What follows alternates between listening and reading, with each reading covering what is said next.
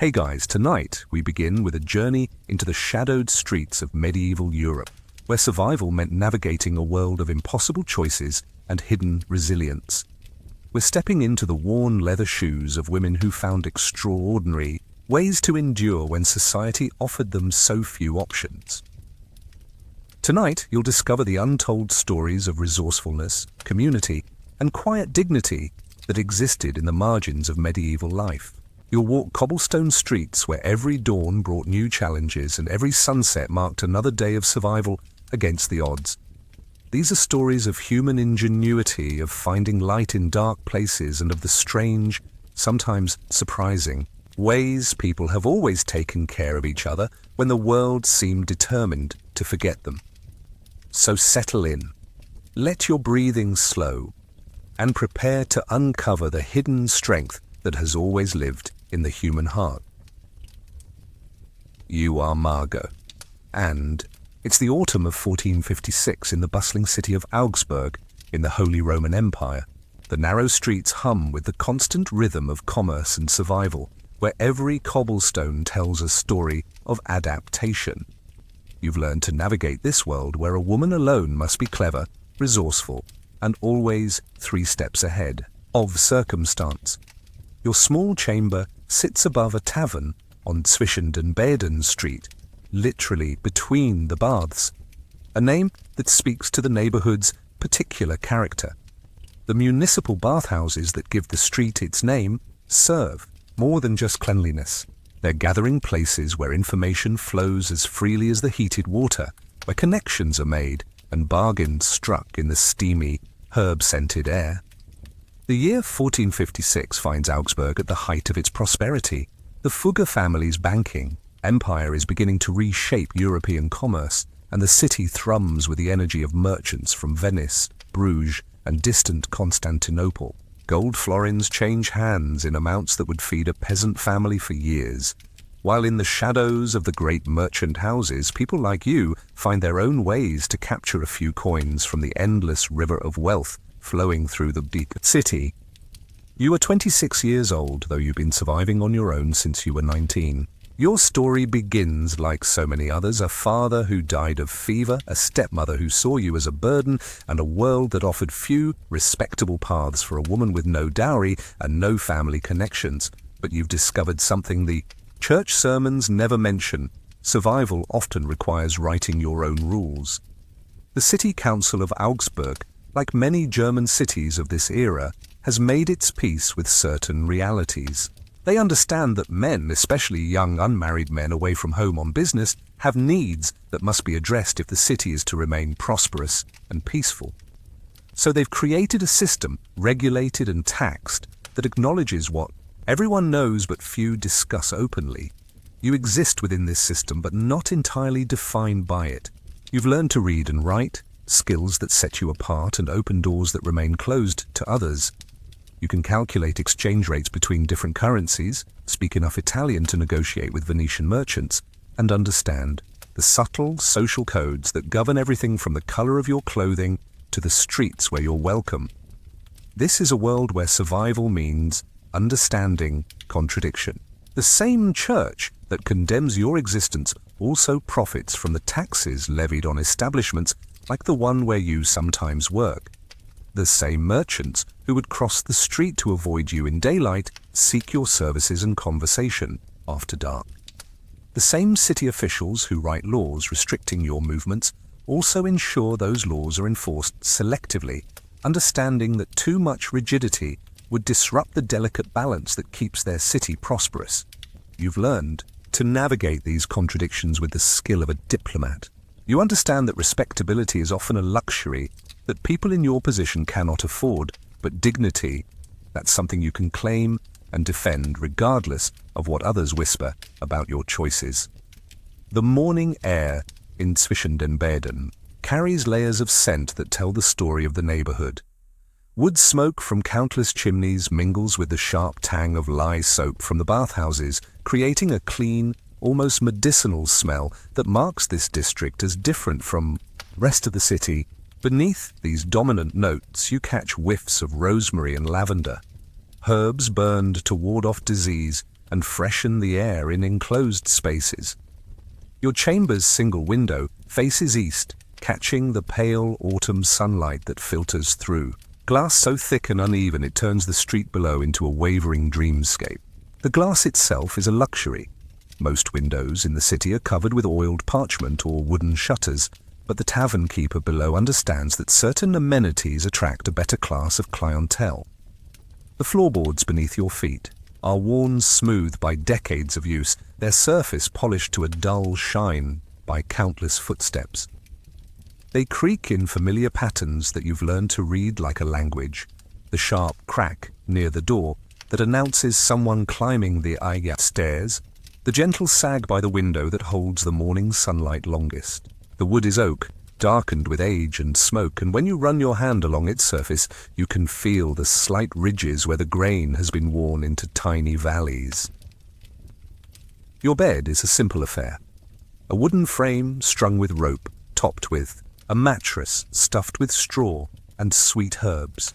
The straw rustles softly when you move, and occasionally you catch the scent of dried chamomile that was mixed in to discourage fleas. The woolen blanket that covers you at night is rough against your skin, dyed a deep brown with walnut hulls, practical and warm but far from luxurious. The stone walls of your chamber are thick enough to muffle most sounds from the street below, but you can still hear the rhythm of daily life filtering through. Cartwheels grinding against cobblestones create a constant low rumble, punctuated by the calls of vendors hawking their wares. "Fresh fish from the lech" echoes up from the street, followed by the sharper cry of "milk, sweet milk," and the rhythmic chant of the knife grinder. "Sharpen your blades, sharpen your blades."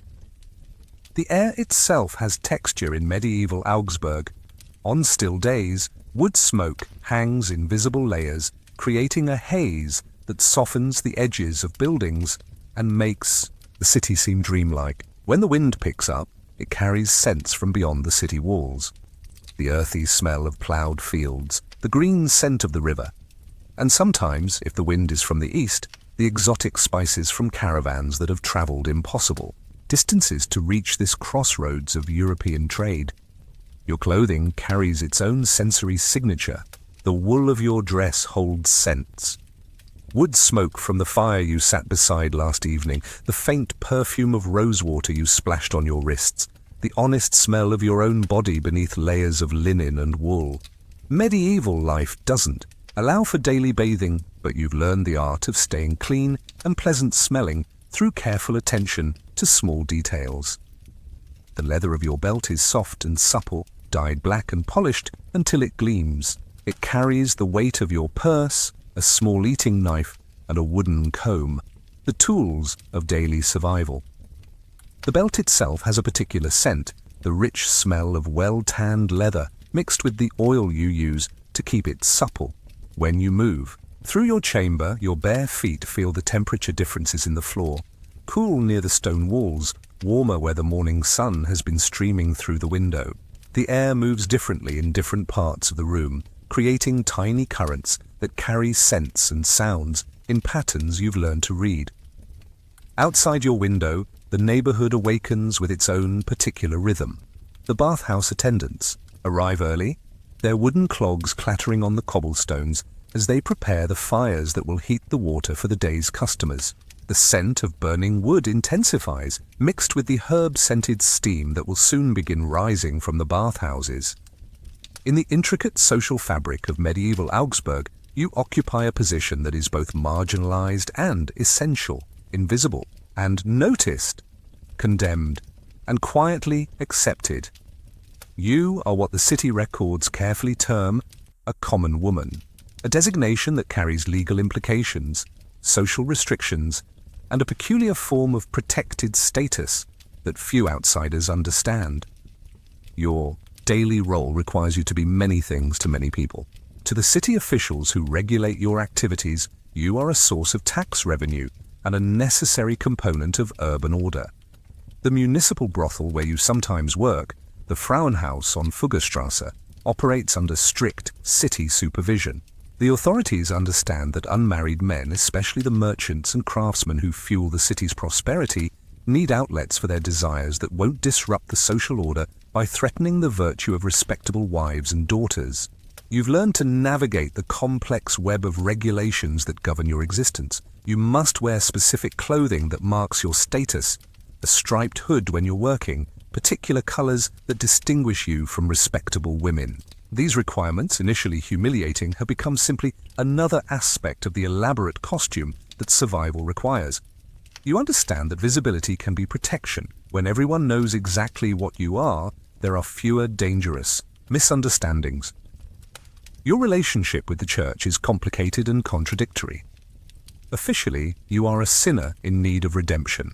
Practically, you've noticed that the clergy are surprisingly well informed about the operations of establishments like the Frauenhaus, and their condemnations often seem more ritual than genuine. You've even heard whispers that certain church officials profit from the taxes levied on such establishments, though such things are never discussed openly. To your fellow working women, you represent both solidarity and competition. You've formed alliances with other women in similar circumstances, sharing information about which customers to avoid, which city officials can be trusted, and which establishments treat their workers fairly. These relationships are often your most honest ones, built on mutual understanding of the daily realities you all face. Your interactions with customers require careful psychological navigation. Some seek simple physical release, transactions completed quickly and without conversation. Others want the illusion of affection, paying for gentle words and the pretense of genuine interest in their lives. Still others are looking for conversation and companionship, foreign merchants lonely for familiar voices, young men uncertain about their desires, older men nostalgic for youth they can never reclaim. You've developed the skills of a diplomat, a counselor, and a performer. You can read faces and voices, understanding what someone truly wants, often better than they do themselves. You've learned to create moments of intimacy without losing yourself in them, to offer comfort without becoming emotionally entangled, to maintain professional boundaries while appearing completely genuine. Your position also provides you with unusual access to information. In a world where women are often excluded from discussions of business and politics, you hear conversations that reveal the real workings of power and money. Merchants speak freely about trade routes and political alliances, assuming that a woman in your position has no reason to remember or understand such information. You've learned that knowledge carefully applied can be as valuable as any other commodity. The social restrictions placed on you are balanced by certain freedoms that respectable women don't enjoy. You can move through the city with relative independence, conduct your own financial affairs, and make decisions about your life without requiring approval from father, husband, or male guardian. These freedoms come at a high price, but they are freedoms nonetheless. Of course, the morning brings its familiar challenges. The chamber pot needs emptying, and the water in your washing basin has developed a thin skin of ice overnight. These small inconveniences are simply part of the rhythm of medieval life, no more remarkable than the sound of church bells marking the hours or the perpetual smell of wood smoke that hangs over the city. You approach these daily necessities with the practiced efficiency of someone who has learned to find comfort in routine. The cold water on your face is shocking but invigorating, washing away the fog of sleep and preparing you for whatever the day might bring. You've learned that taking care of these basic needs promptly and thoroughly creates a foundation of dignity that external circumstances cannot entirely erode. Your morning prayers are private and personal, a conversation with a God who, you've decided, must understand the complexities of survival better than most of his earthly representatives do. The prayers are simple, practical requests for health, for safety, for the wisdom to navigate another day's challenges without losing more of yourself than necessary. The sound of activity from the tavern below provides a comforting backdrop to your morning routine. Herr Johann, the tavern keeper, is a fair man who charges reasonable rent and doesn't ask uncomfortable questions about your income. His wife, Greta, is more reserved but not unkind. Their acceptance of you as a tenant represents a small but significant victory in the ongoing campaign to create a life that includes both survival and dignity. You inventory your possessions with the careful attention of someone who owns little but values everything. Your second dress, carefully folded in the wooden chest at the foot of your bed, your eating spoon and small knife, the few coins that represent security for the next few days. Each item has been acquired through careful planning and represents a small triumph over the circumstances that could have left you with nothing. The morning light streaming through your thick glass window catches the dust motes dancing in the air, creating tiny galaxies of movement that seem almost magical. These small moments of beauty, available to anyone who takes time to notice them, remind you that even the most challenging life contains elements of wonder and grace. You awaken, as you always do, to the sound of the cathedral bells marking Lauds. The second prayer of the day, just as the first pale light begins to creep through your thick glass window. The bells of St. Ulrich and Afra echo across the city, their bronze voices calling the faithful to prayer while simultaneously marking time for those whose faith has become more practical than pious. Your body knows this rhythm now, 3 years into your life in Augsburg. The cold air hits your face as you push back the woolen blanket, and you pause for a moment, listening to the sounds that tell you what kind of day awaits. Heavy rain drumming against your window means fewer customers will venture out, but also means the bathhouses will be busier as people seek warm, dry places to gather. The absence of wind suggests the city's perpetual haze of wood smoke will hang heavy today, creating an intimate, closed-in atmosphere that some find comforting. You begin with the ritual that has become sacred to you, the careful washing that preserves both health and dignity. The water in your ceramic basin is cold enough to make you gasp, but you've learned that the shock awakens more than just your body. It awakens your resolve, your sense of purpose, your determination to face whatever challenges the day might bring. The soap you use is precious, made with olive oil, traded from distant Mediterranean ports, scented with lavender that grows wild in the hills south of the city. It's an extravagance that many would consider inappropriate for someone in your position, but you've learned that small luxuries can be acts of rebellion against a world that would reduce you to nothing more than your circumstances. You dress with the same careful attention that a merchant might use when preparing for an important negotiation. Your linen undershift goes on first, clean and relatively white, cleanliness being one of the few advantages you can maintain over women in more desperate situations. The wool dress that follows is well made, dyed a deep blue that required expensive indigo.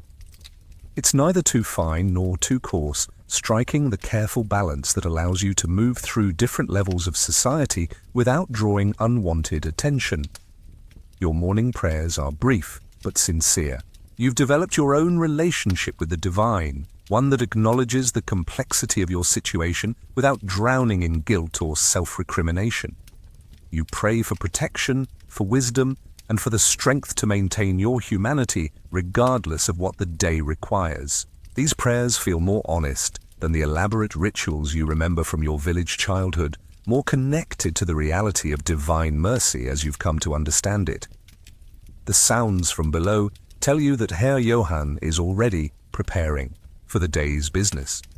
The scrape of chairs being arranged, the splash of water being thrown across the floor to settle the dust, the methodical thump of ale barrels being moved into position. The tavern serves as your early warning system. The number and type of voices you hear filtering up through the floorboards give you valuable information about what kind of customers might be available today. You count your coins with the careful attention that survival demands. 4 silver pieces and a collection of smaller copper coins, enough to pay your rent for another week with a small margin for food and other necessities. It's not wealth, but it's security, and you've learned to value security above almost everything else. The coins themselves tell stories. Some bear the stamp of Augsburg's mint, others show the symbols of distant cities where merchants have carried them through hundreds of miles of dangerous travel. Your reflection in the small mirror shows a face that has learned to be both welcoming and cautious, open and protected. You've mastered the art of expression that invites approach while maintaining boundaries, that suggests availability without desperation. It's a complex performance, That has become second nature, as natural as breathing. Your first destination is always the marketplace in the shadow of St. Ulrich and Afra, where information flows as freely as the goods being traded. The morning market is where you learn what's happening in the city, which merchants have arrived, which ones are leaving, what news has come from other cities, and most importantly, what opportunities might be available for someone with your particular skills. The market square is already busy despite the early hour. Farmers from the surrounding countryside have arrived with their carts loaded with turnips, cabbages, and the last apples of the season. Their weathered faces and rough clothing mark them as outsiders, but their presence means fresh food and new faces, both valuable commodities in a city that sometimes feels too small and too familiar. You move through the crowd with practiced ease, listening to conversations without appearing to eavesdrop, noting faces without staring, gathering information that might prove useful later. A group of Venetian merchants near the cloth stalls are discussing their route home. They'll likely spend several more days in the city and might welcome companionship that speaks their language. A young apprentice from the Goldsmiths Guild keeps glancing nervously toward the area where you sometimes stand, suggesting he might be working up the courage to approach you. Your conversations with the other market women follow careful scripts, developed over months of interaction.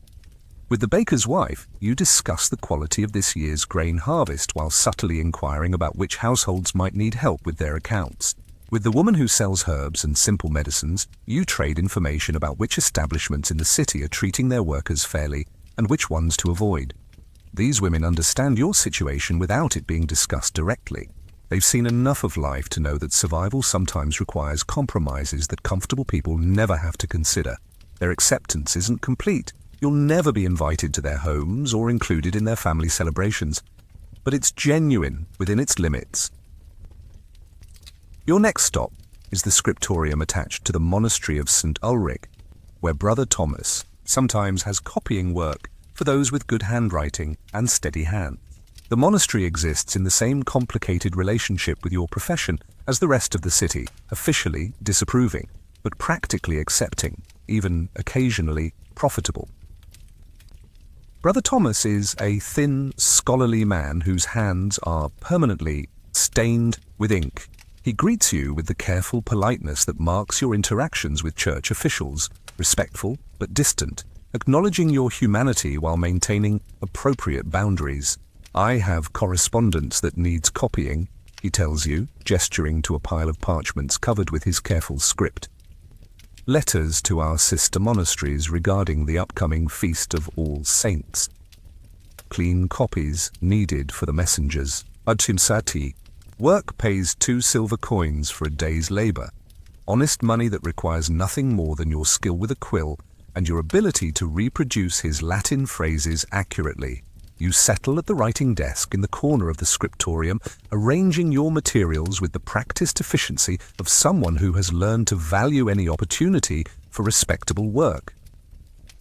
As you write, you listen to the quiet sounds of monastic life around you, the soft shuffle of sandaled feet on stone floors, the distant chanting of prayers, the scratch of other quills on parchment. There's something peaceful about this environment, removed from the noise and complications of the secular world, focused on the simple tasks of preserving and transmitting knowledge. The Latin phrases flow from your quill with increasing confidence. Your village priest taught you to read Latin years ago, and the skill has proven invaluable in a city where official documents and important correspondence are often written in the language of the church and scholars. Each carefully formed letter represents not just income for today, but investment in skills that might provide more opportunities tomorrow. By mid-morning, you've completed 3 letters, your handwriting clear and even across the parchment. Brother Thomas examines your work with the careful attention of someone who understands that errors in official correspondence can have serious consequences. His satisfied nod tells you that you've met his standards, and the coins he places in your palm represent several days of security. Your afternoon brings you to the bathhouse on Zwischen den Bädern, where the social dynamics of medieval Augsburg play out in the steamy, herb-scented atmosphere. The bathhouses serve multiple functions in the city's social ecosystem, places of cleanliness, certainly, but also centers of information exchange, business negotiation, and social connection that exist outside the formal structures of guild, halls, and church gatherings.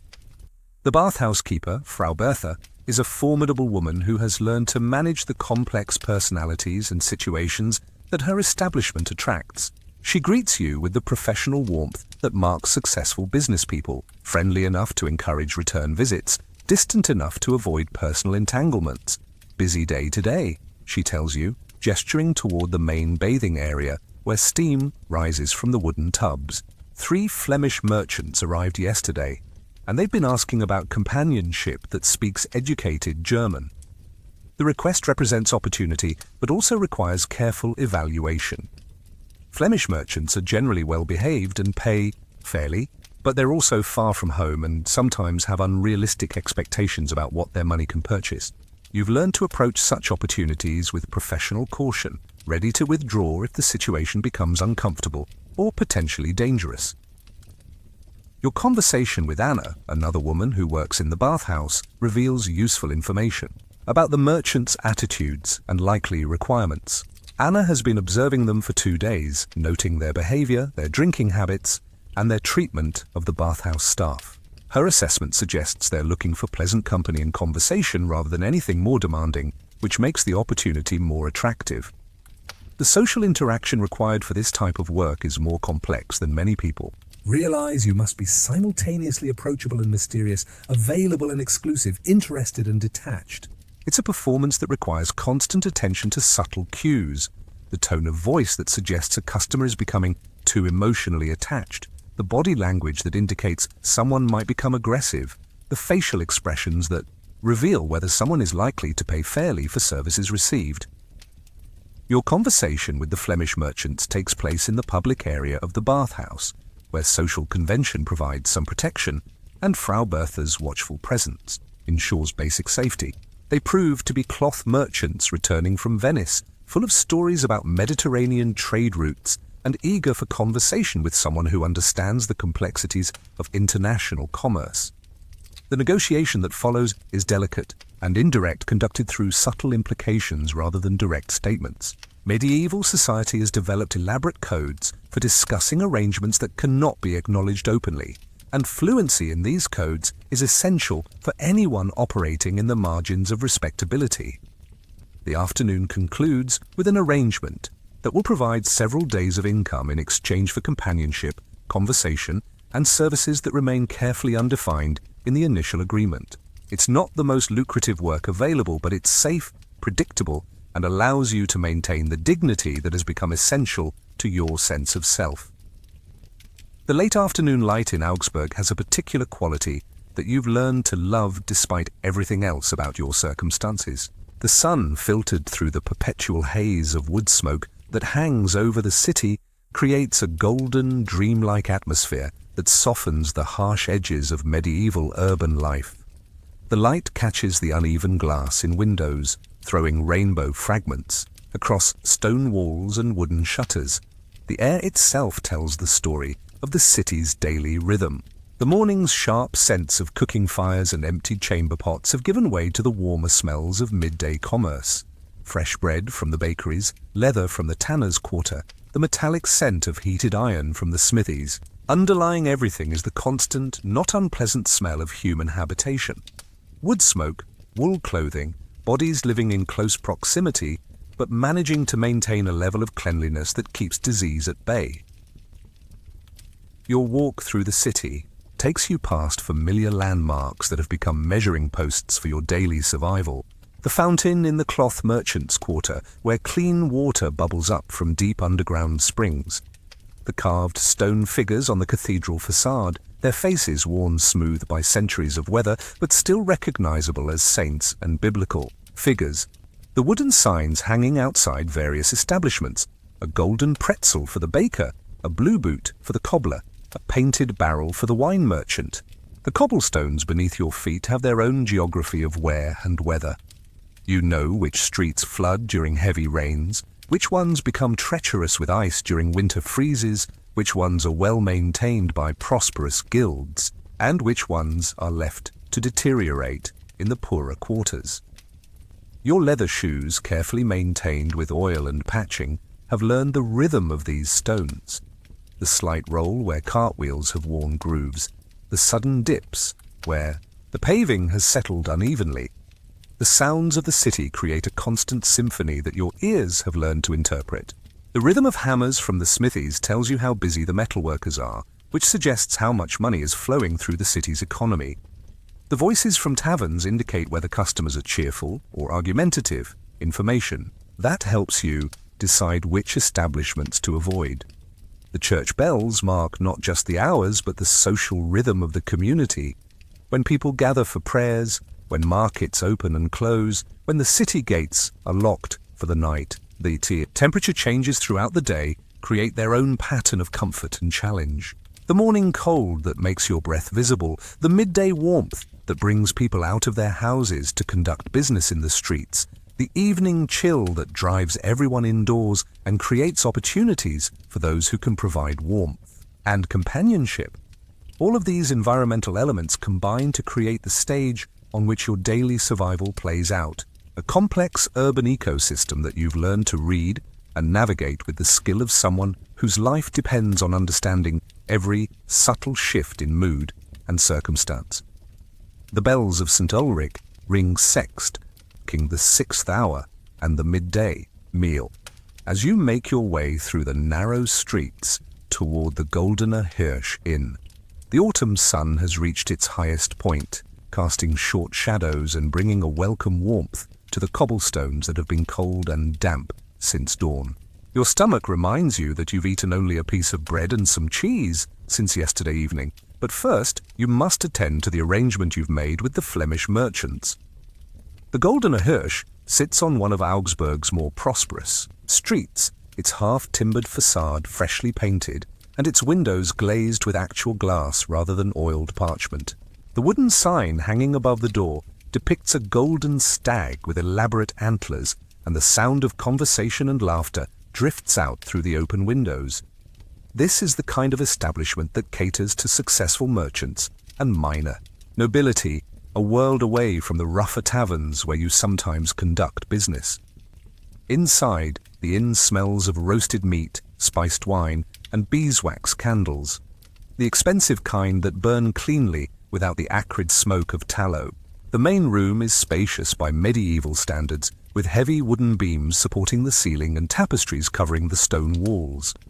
A fire crackles in the large hearth, casting dancing shadows and providing warmth that makes the space feel welcoming despite its grandeur. You find the Flemish merchants at a table near the fire, their faces flushed with wine and good humor. They wave you over with the enthusiasm of men who have been conducting successful business and are now ready to enjoy the fruits of their negotiations. Their clothing marks them as prosperous. Fine wool doublets, well-made boots, and the kind of careful grooming that speaks of regular access to hot water and sharp razors. "Fräulein Margot," the eldest calls out, his German accented but competent. "Come, join us for the midday meal. We have much to discuss about the political situation. In the Low Countries, the invitation represents more than simple hospitality. These men understand that you offer more than physical companionship. You provide intelligent conversation, local knowledge, and the kind of discreet social arrangement that allows them to enjoy female company without the complications that would arise from approaching respectable married women or unmarried daughters of local families. The meal that follows is elaborate by your standards. Roasted capon with herbs, fresh white bread, cheese imported from the Netherlands, and wine that must have cost more than you typically earn in a week. The merchants are generous hosts, ensuring your plate is never empty and your cup never dry, but you eat and drink carefully. Too much wine will dull your judgment, and maintaining your wits is essential when navigating the complex social dynamics that such arrangements require. Their conversation reveals the broader world beyond Augsburg's walls. They speak of political tensions between the Duke of Burgundy and the French king, of new trade routes opening through the Alps, of innovations in cloth-making that are changing the economics of textile production. You listen carefully, asking intelligent questions that demonstrate your interest and understanding.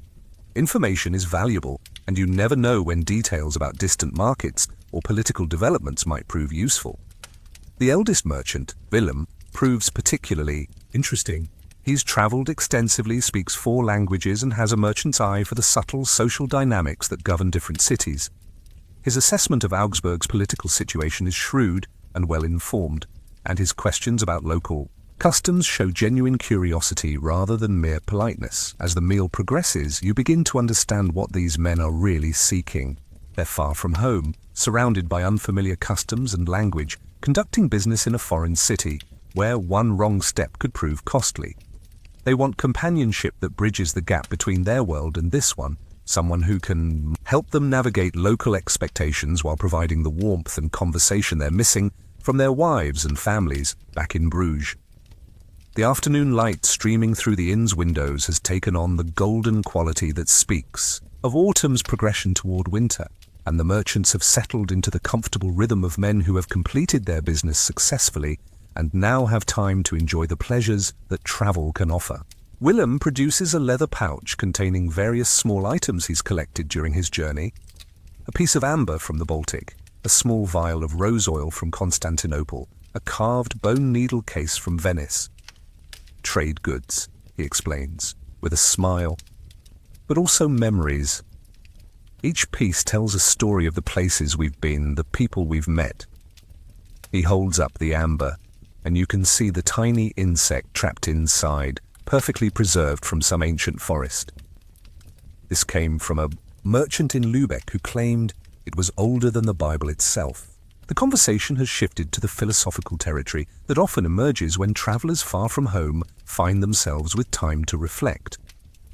The second merchant, Henrik, speaks thoughtfully about the strange experience of seeing the same stars from different cities, how the moon looks identical whether viewed from Bruges or Augsburg, yet everything else, language, customs, food, the very smell of the air, changes completely. It makes you wonder, he says, swirling his wine in its pewter cup, what truly makes a place home? Is it the stones of the buildings, or the faces of the people, or simply the accumulated weight of familiar experiences? You find yourself drawn into the discussion, sharing your own observations about the differences between your village childhood and your current urban life. The merchants listen with genuine interest, apparently fascinated by the perspective of someone who has made such a dramatic transition. Your insights about the social dynamics of city life, the way information flows through different social classes, and the subtle signs that indicate economic prosperity or decline seem to intrigue them as much as any exotic trade goods. Meanwhile, the inn around you continues its own afternoon rhythm. Servants move quietly between tables, refilling cups and clearing dishes. Other guests come and go, a pair of local merchants discussing a shipment of salt from the Alpine mines, a group of craftsmen celebrating the completion of a major commission, a travelling scholar who sits alone in the corner, copying text from one manuscript to another. The fire in the hearth has burned down to glowing coals, and the innkeeper adds fresh logs that send sparks dancing up the chimney. The sound of the wood settling creates a gentle counterpoint to the murmur of conversation, and you notice how the changing light through the windows alters the mood of the room, making it feel more intimate as the day progresses toward evening. But then Henrik mentions something that catches your attention more sharply. "We heard interesting news in Munich," he says, his voice taking on a more serious tone. "There are rumours that the church authorities are planning new restrictions on certain types of establishments. Nothing confirmed, but enough whispers to make prudent people pay attention. This kind of information is exactly what makes these relationships valuable beyond their immediate financial benefits. Political and social changes often affect people in your position before they impact more respectable citizens, and advance warning can mean the difference between adaptation and disaster. You file the information away carefully, already thinking about which other women in the city should be warned about potential developments. The afternoon is shifting toward evening, and with it comes the question of how the arrangement with these merchants will develop. Their manner suggests they're hoping for companionship that extends beyond shared meals and conversation, but they're proceeding with the careful politeness that marks experienced travelers who understand the importance of clear communication and mutual respect. The world of 1456 operates according to cultural rules that would seem strange to modern eyes, but which create the framework within which your survival must be navigated. The concept of individual choice, as it would be understood centuries later, doesn't exist in the same way. Instead, life is governed by a complex web of obligations, expectations, and social roles that determine not just what people do, but what they're allowed to think about doing. The Catholic Church's influence permeates every aspect of daily life, yet its actual power is more nuanced than simple authority. The same priests who condemn your profession in Sunday sermons understand perfectly well that the taxes levied on establishments like the Frauenhaus help fund church construction and charitable works. The same bishops who write letters about moral purity own property that they rent to brothel keepers. It's a system of public condemnation and private accommodation that allows everyone to maintain their official positions while acknowledging practical realities. Marriage in your time is primarily an economic arrangement designed to consolidate property and create alliances between families. The romantic love that poets sing about exists, but it's considered more suitable for songs than for actual marital decisions. This economic reality creates space for relationships that exist outside the formal structure of marriage. Arrangements that provide emotional and physical connection without the legal and financial complications that marriage would entail. The guild system that governs most urban trades has no place for women in your situation, yet it indirectly shapes your working life. The young men who make up a large portion of your clientele are guild apprentices and journeymen who are forbidden to marry until they achieve master status, a process that can take years or even decades. The guilds understand that requiring celibacy from healthy young men for extended periods creates social problems, so they tolerate the existence of establishments that provide outlets for natural desires. The concept of privacy, as it would be, understood in later centuries, barely exists. People live in close quarters, conduct business in public spaces, and maintain few secrets from their neighbors.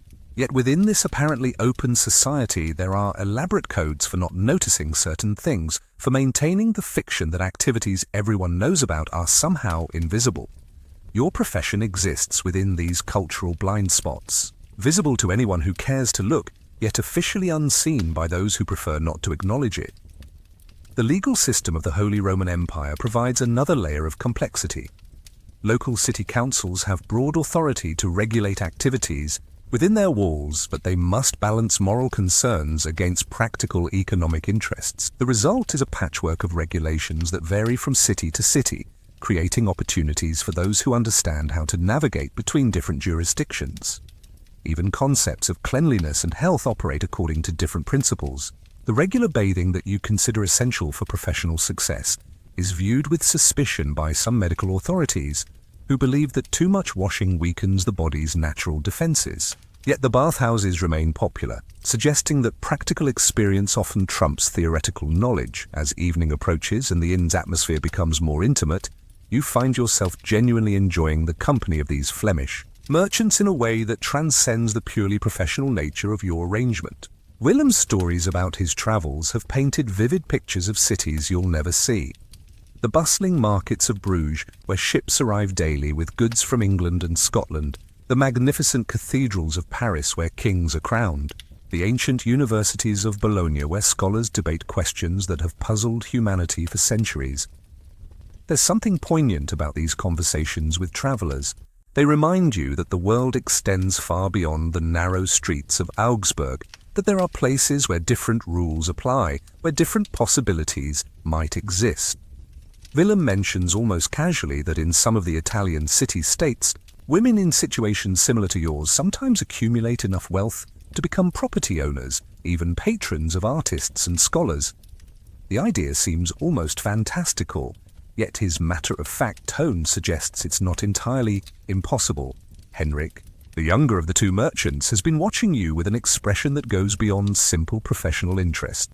During a lull in the conversation, he asks quietly, "Do you ever think about what your life might have been like if circumstances had been different?" It's a dangerous question, one that could lead down paths of regret and self-pity that you've learn to avoid, yet there's something in his tone that suggests genuine curiosity rather than mere sentiment. You consider your answer carefully before responding. I think about it sometimes, you admit. But I've learned that dwelling on what might have been is less useful than making the best of what is. Every life has its constraints, its circumstances that can't be changed. The question isn't whether you have the life you dreamed of, but whether you can find dignity and purpose within the life you have. Your words seem to resonate with both men in ways you hadn't expected. Willem nods thoughtfully, and you realize that successful merchants, despite their prosperity, face their own forms of constraint, family expectations, guild obligations, the constant pressure to maintain their position in an uncertain world. The conversation has created an unexpected intimacy that goes beyond the usual dynamics of such arrangements. These men aren't just seeking physical companionship or even intelligent conversation. They're looking for connection with someone who understands what it means to navigate a world that offers limited choices and demands constant adaptation. As the fire burns lower and the other guests begin to drift away to their rooms, you're faced with a decision that will shape not just this evening, but potentially your relationship with these merchants for the remainder of their stay in Augsburg. Their manner suggests they're hoping for companionship that extends beyond the public rooms of the inn, yet they're waiting for some signal from you about how the evening should proceed. The decision carries weight beyond its immediate consequences. These men represent a type of customer that could provide significant income over the next several days, but only if the relationship develops in a way that satisfies their expectations while protecting your own interests and safety. The careful balance between professional obligation and personal boundaries that defines your working life has never felt more delicate or more important. The golden light of afternoon has faded to the blue shadows of evening, and the next few hours will determine whether this arrangement becomes a brief, pleasant interlude or something more significant in your ongoing campaign for survival and dignity in medieval Augsburg. The bells of Vespers ring across Augsburg as you excuse yourself from the merchant's table, explaining that you need to return to your chamber to prepare for the evening ahead. The transition from day to night in a medieval city is both practical and ritual, a time when the public world of commerce and civic duty gives way to more private, intimate arrangements that exist in the spaces between official acknowledgement and outright prohibition. Your walk through the darkening streets takes you past familiar landmarks now transformed by shadow and flickering candlelight. The baker's shop below your chamber glows warmly from within, and you can smell the evening bread being prepared. Darker, heartier loaves made from mixed grains that will sustain working families through the night. The scent of yeast and wood, smoke mingles with the cooler air that speaks of autumn's deepening hold on the city. In your chamber, you light the oil lamp that serves as your primary source of illumination after dark. The flame casts dancing shadows on the stone walls, creating an intimate atmosphere that transforms the small space from merely functional to almost cozy. You've learned that atmosphere matters as much as appearance in your profession. The difference between a transaction and an experience often lies in these small details that create comfort and privacy. Your evening preparations follow a ritual that has become sacred through repetition. You wash again, this time with warmed water heated over a small brazier, using the precious rose-scented soap that marks special occasions. The warm water feels luxurious against your skin, and the delicate fragrance creates an aura of feminine mystery that men find appealing without being overwhelming. The choice of clothing for the evening requires careful consideration. Too elaborate and you risk appearing above your station, potentially attracting unwanted attention from city officials who monitor such things. Too simple and you might not command the respect and payment that quality companionship deserves. You select your finest linen undergarments, clean and soft against your skin, then your blue wool dress with its carefully maintained appearance of modest prosperity. Your hair, normally hidden beneath a simple coif during the day, you arrange with more care for the evening. Medieval fashion demands that respectable women keep their hair covered, but the rules are more flexible for women in your position. You braid it loosely, allowing a few strands to escape in a way that appears artless, but actually requires considerable skill to achieve. The application of subtle cosmetics is another delicate balance.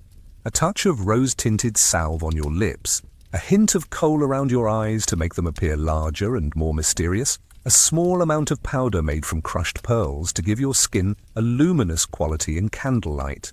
These enhancements must appear natural, as if you possess an innate beauty rather than artificial aids to attraction. Your small mirror reflects a face that has learned to project whatever quality the situation requires: innocence or experience, availability or selectivity, warmth or professional distance. Tonight you aim for a combination of intelligence and approachability, the kind of companion who can discuss trade routes and political developments as easily as more intimate subjects. The sound of activity from the tavern below tells you that the evening's clientele is beginning to arrive. Voices carry up through the floorboards, some familiar, some new, all potential opportunities or challenges depending on how the night develops. You listen carefully to the tones and rhythms, gathering information about the mood and prosperity of tonight's customers. A soft knock at your door interrupts your preparations. It's Greta, the tavern keeper's wife, with a message that the Flemish merchants have sent a servant inquiring about your availability for the evening. The formal nature of the inquiry suggests they understand the proper protocols for such arrangements, which bodes well for the professionalism of the evening ahead. Before responding to the merchant's invitation, you take time to visit with the small community of women who work in similar circumstances, a network of mutual support that has become essential to your survival in Augsburg. These relationships exist in the shadows of official society, but they provide the emotional and practical support that family connections might offer in different circumstances. Your first stop is Anna's chamber, 2 streets over in a building that houses several women who work independently rather than in the city's regulated establishments. Anna is originally from Bavaria, older than you by perhaps 10 years, and her experience navigating the complexities of urban survival has proven invaluable during your early months in the city. The Flemish merchants at the Goldener Hirsch, you tell her as she brushes out her long brown hair. They seem respectable, but I wanted to ask if you've heard anything about foreign merchants causing problems lately. Anna pauses in her brushing, considering your question with the seriousness it deserves. Information about potentially dangerous customers circulates quickly through your community. It's a matter of survival that transcends any competition for clients. Nothing specific about Flemish traders, she says thoughtfully. But there was trouble last month, with some Bavarian merchants who became violent when they'd been drinking. The City Watch had to intervene. She turns to face you directly. Trust your instincts. If something feels wrong, it probably is, regardless of how much they're willing to pay. The conversation shifts to other matters of mutual concern, which establishments are treating their workers fairly, which city officials might be planning new restrictions, which areas of the city are becoming unsafe after dark. This information network has no formal structure, but it functions with the efficiency of any professional guild, protecting its members through shared knowledge and mutual warning systems. Your next visit is to see Margot, a woman who has managed to transition from active work to running a small boarding house that caters to women in situations similar to your own. Her story represents one of the few examples of upward mobility available to women in your profession. Through careful saving and shrewd investment, she's created a measure of independence that provides both financial security and social respectability. Margaret's small parlour is warm and comfortable, furnished with pieces that speak of modest prosperity achieved through years of careful accumulation. She serves you weak ale and day-old bread, a gesture of hospitality that acknowledges your friendship while respecting the economic realities that govern both your lives.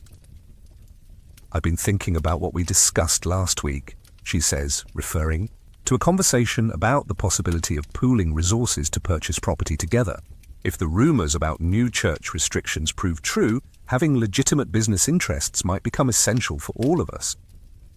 The idea represents a form of insurance against an uncertain future, establishing alternative sources of income before they become necessary for survival.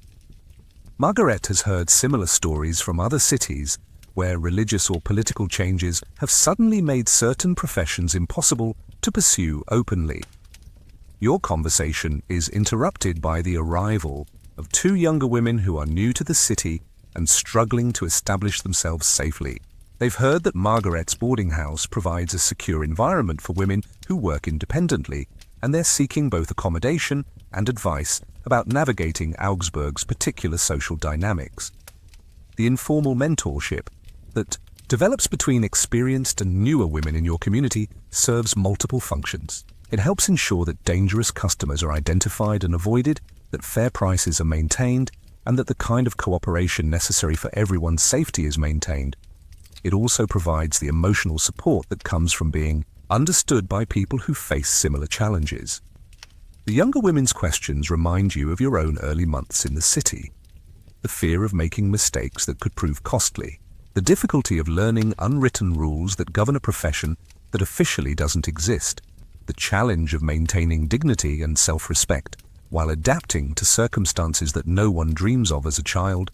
As you prepare to leave for your evening appointment with the Flemish merchants, Margaret offers a final piece of advice that carries the weight of hard-earned experience. Remember that respect is something you teach people to give you. If you don't respect yourself and your services, no one else will either.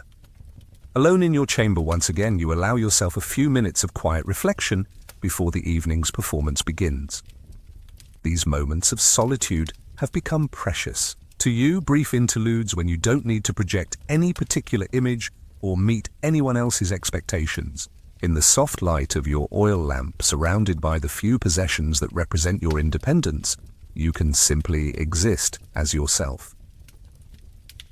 You pick up the small leather-bound book that represents one of your most treasured possessions, a collection of prayers and meditations copied by a monk in a distant monastery, acquired through trade with a merchant who had no use for religious texts but recognized their value to someone who could read Latin. The pages are illuminated with simple but beautiful decorations, and the Latin phrases provide both spiritual comfort and intellectual stimulation.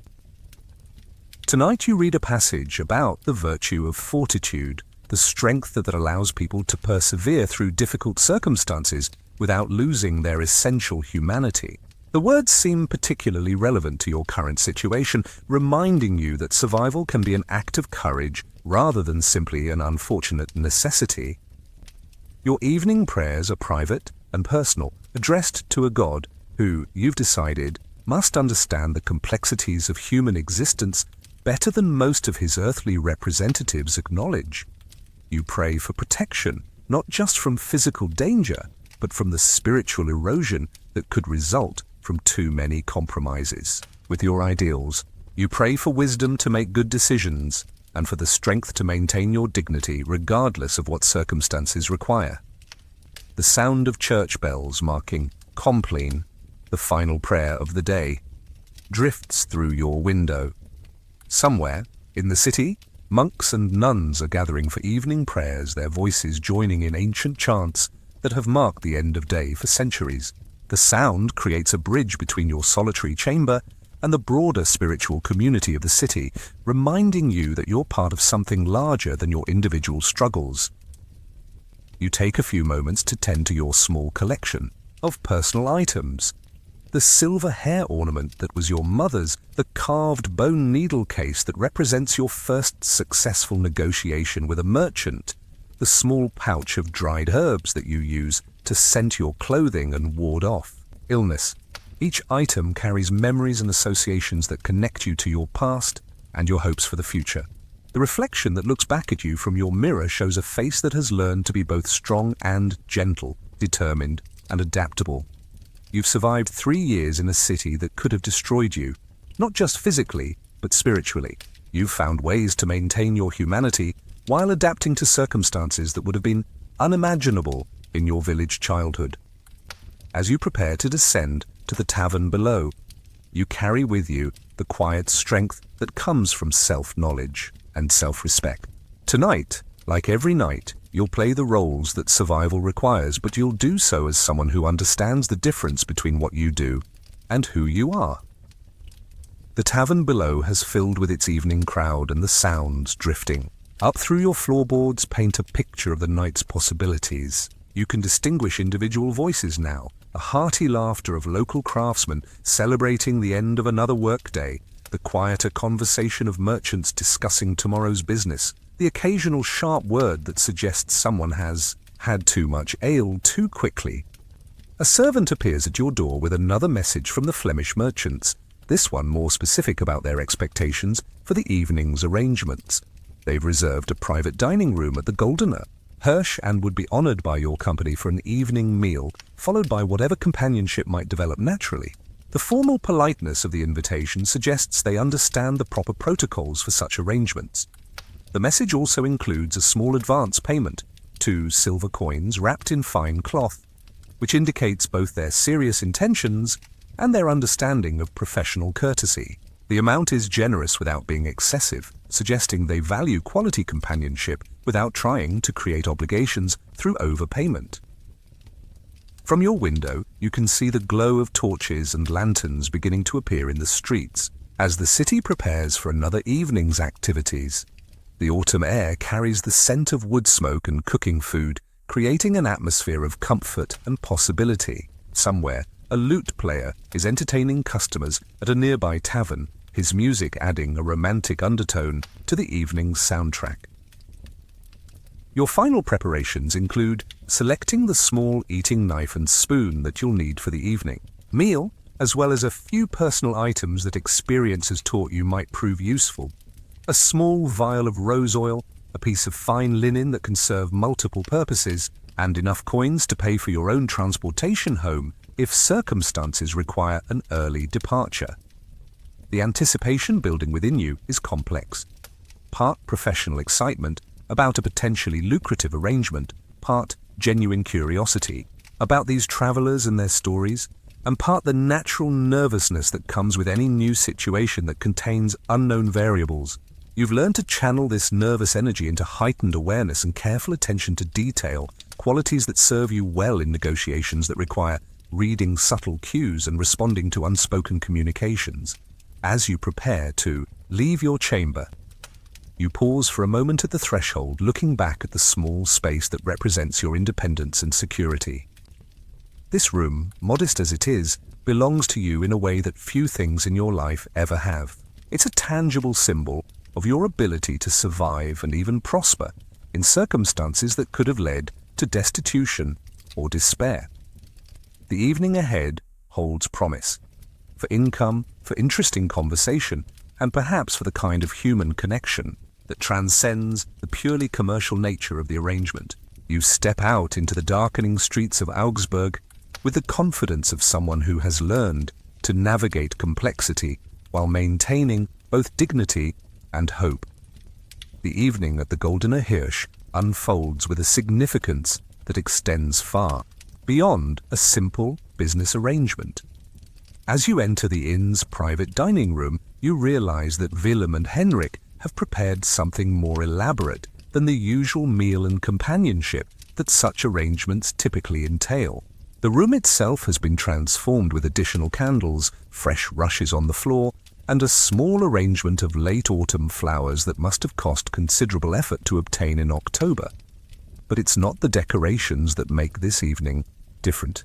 It's the presence of a third person at the table, a woman perhaps 10 years older than yourself, expensively dressed in deep green wool with silver thread embroidery, her bearing suggesting nobility or at least substantial wealth. She introduces herself as Lady Beatrice of Leuven, Willem's sister, who has been travelling with the merchant's caravan in the guise of a servant to avoid the complications that would arise from a noblewoman travelling openly through foreign territories. "My brother has told me much about your conversation this afternoon," she says, her German accented but fluent. "I confess I was curious to meet someone who has managed to create an independent life in circumstances that would challenge anyone's resourcefulness. The situation is unprecedented in your experience. You've never encountered a respectable woman who acknowledged your profession so directly much less one who seemed interested in engaging with you as an intellectual equal. Lady Beatrice's presence transforms the evening from a commercial transaction into something more complex, a cultural exchange between women whose lives have followed radically different paths, but who share certain fundamental challenges of survival in a world designed primarily for men. Willem explains that his sister has her own reasons for traveling in disguise. As an unmarried woman of 35, she faces constant pressure from her family to enter either marriage or a convent, neither of which appeals to her. Her solution has been to finance trading expeditions that allow her to travel while ostensibly managing the family's commercial interests, an arrangement that provides her with freedom while maintaining the fiction of respectability. "We are both," she says with a slight smile, "women who have found unconventional solutions to conventional problems." The evening's true purpose begins to emerge through their careful explanations. Lady Beatrice is not simply curious about your life.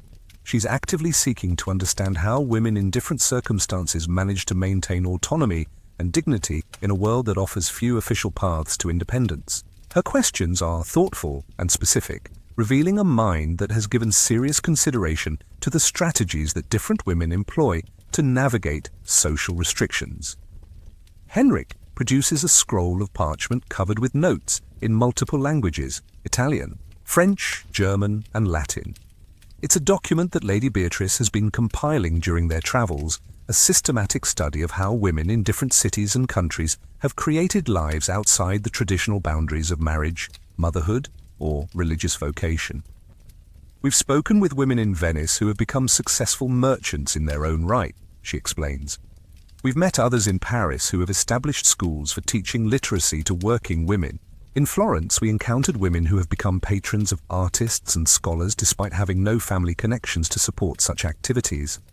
The conversation that follows challenges every assumption you've made about the boundaries between different social classes and the possibilities available to women in your position. Lady Beatrice's questions reveal not judgment or curiosity about exotic lifestyles, but genuine respect for the intelligence and resourcefulness required to survive and prosper in circumstances that would defeat many people born to greater advantages.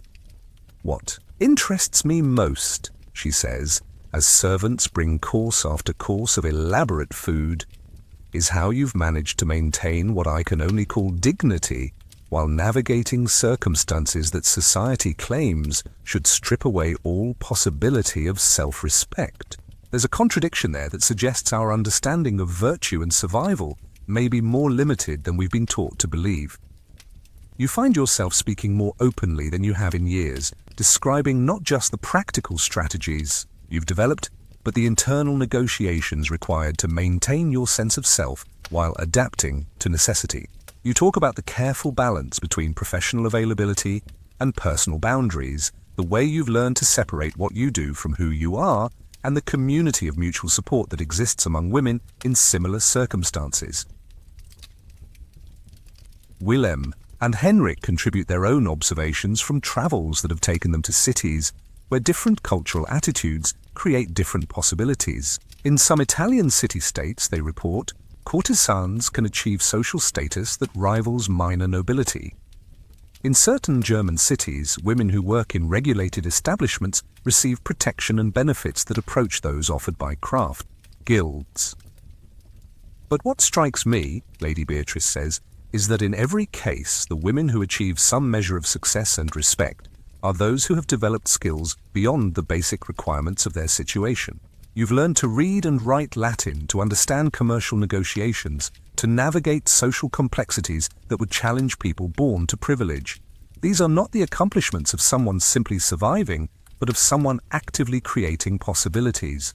The evening meal becomes a backdrop for increasingly complex discussions about freedom, respectability, survival, and the different ways that women find to exercise agency in a world that officially denies them many forms of power. Lady Beatrice shares stories of her own struggles to maintain independence while avoiding the social sanctions that would follow if her unconventional choices became widely known. "I have the protection of birth and wealth," she admits, "but even these advantages require constant vigilance to maintain. One scandal, one accusation of impropriety, and everything I've built could disappear. In some ways, your position may be more honest than mine. You've acknowledged the compromises that survival requires, while I must maintain the fiction that my independence comes without cost. Meanwhile, the city outside continues its evening. Rhythm. Through the thick glass windows, you can see torches moving in the streets as the night watch begins their rounds. The sounds of laughter and conversation from other parts of the inn create a comfortable background that makes the private dining room feel intimate without being isolated. The servants who bring food and clear dishes move with practiced discretion, clearly accustomed to arrangements that require privacy and careful handling. Their professional demeanor suggests that the Goldener Hirsch caters regularly to situations that exist in the gray areas between respectability and scandal, creating safe spaces for conversations and connections that couldn't occur in more public settings. As the evening progresses, Lady Beatrice produces additional documents from her travels, letters from women in various cities, sketches of different urban neighborhoods, even architectural drawings of buildings designed specifically to house women working independently. The materials represent a comprehensive study of female survival strategies across medieval Europe, compiled with the thoroughness of a scholar and the practical focus of someone seeking solutions to personal challenges. I'm documenting these experiences, she explains, because I believe they represent forms of knowledge that society needs but refuses to acknowledge openly. Women have always found ways to survive and prosper outside official structures, but this wisdom is never preserved or transmitted systematically. Each generation of women must rediscover these strategies individually, often at great cost. The conversation has moved far beyond the boundaries of what you expected from this evening. Instead of providing companionship to lonely travelers, you find yourself participating in what amounts to an academic discussion about gender, survival, and social innovation. Your experiences and insights are being treated not as unfortunate necessities to be pitied or condemned, but as valuable knowledge that contributes to understanding how human societies actually function beneath their official surfaces. The realization is both exhilarating and slightly overwhelming. For years, you've thought of your survival strategies as private adaptations to difficult circumstances. Tonight, you're being asked to consider them as potentially valuable contributions to a broader understanding of human possibility and social organization. Your initial response to this unexpected turn of events is a mixture of caution and curiosity that reflects the careful psychological balance you've learned to maintain when navigating unfamiliar social territory. The presence of Lady Beatrice and the serious nature of her inquiry challenge assumptions you've made about the rigid boundaries between different social classes and the possibilities for meaningful communication across those boundaries. I've never thought of my choices as particularly innovative, you respond carefully, testing the genuineness of their interest. When survival is at stake, you adapt to whatever circumstances allow you to maintain your basic needs and some measure of self-respect. I'm not sure that constitutes wisdom worth documenting, but Lady Beatrice's response indicates that she's given considerable thought to these questions. That's exactly what makes your perspective valuable, she says. People born to security often make choices based on abstract principles rather than practical realities. Your decisions have been tested by consequences that would destroy someone who chose poorly.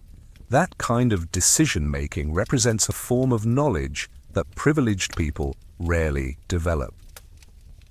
You find yourself gradually warming to the conversation. As it becomes clear that their interest is genuine rather than merely exotic curiosity about lower-class experiences, your responses become more detailed and analytical as you begin to articulate insights that have remained largely unconscious.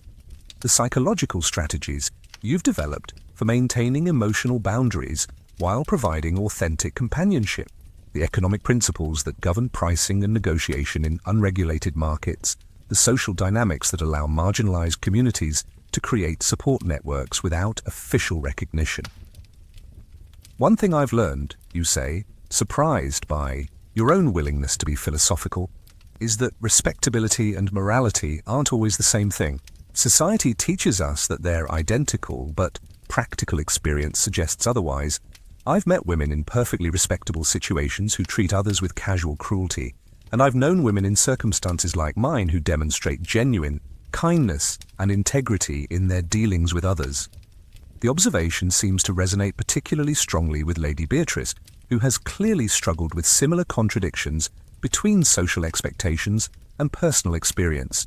That distinction becomes even more complex when you consider that many of the activities society condemns as immoral, lending money at interest, trading goods for profit, even providing companionship for payment, are actually essential components of the economic systems that support supposedly moral communities.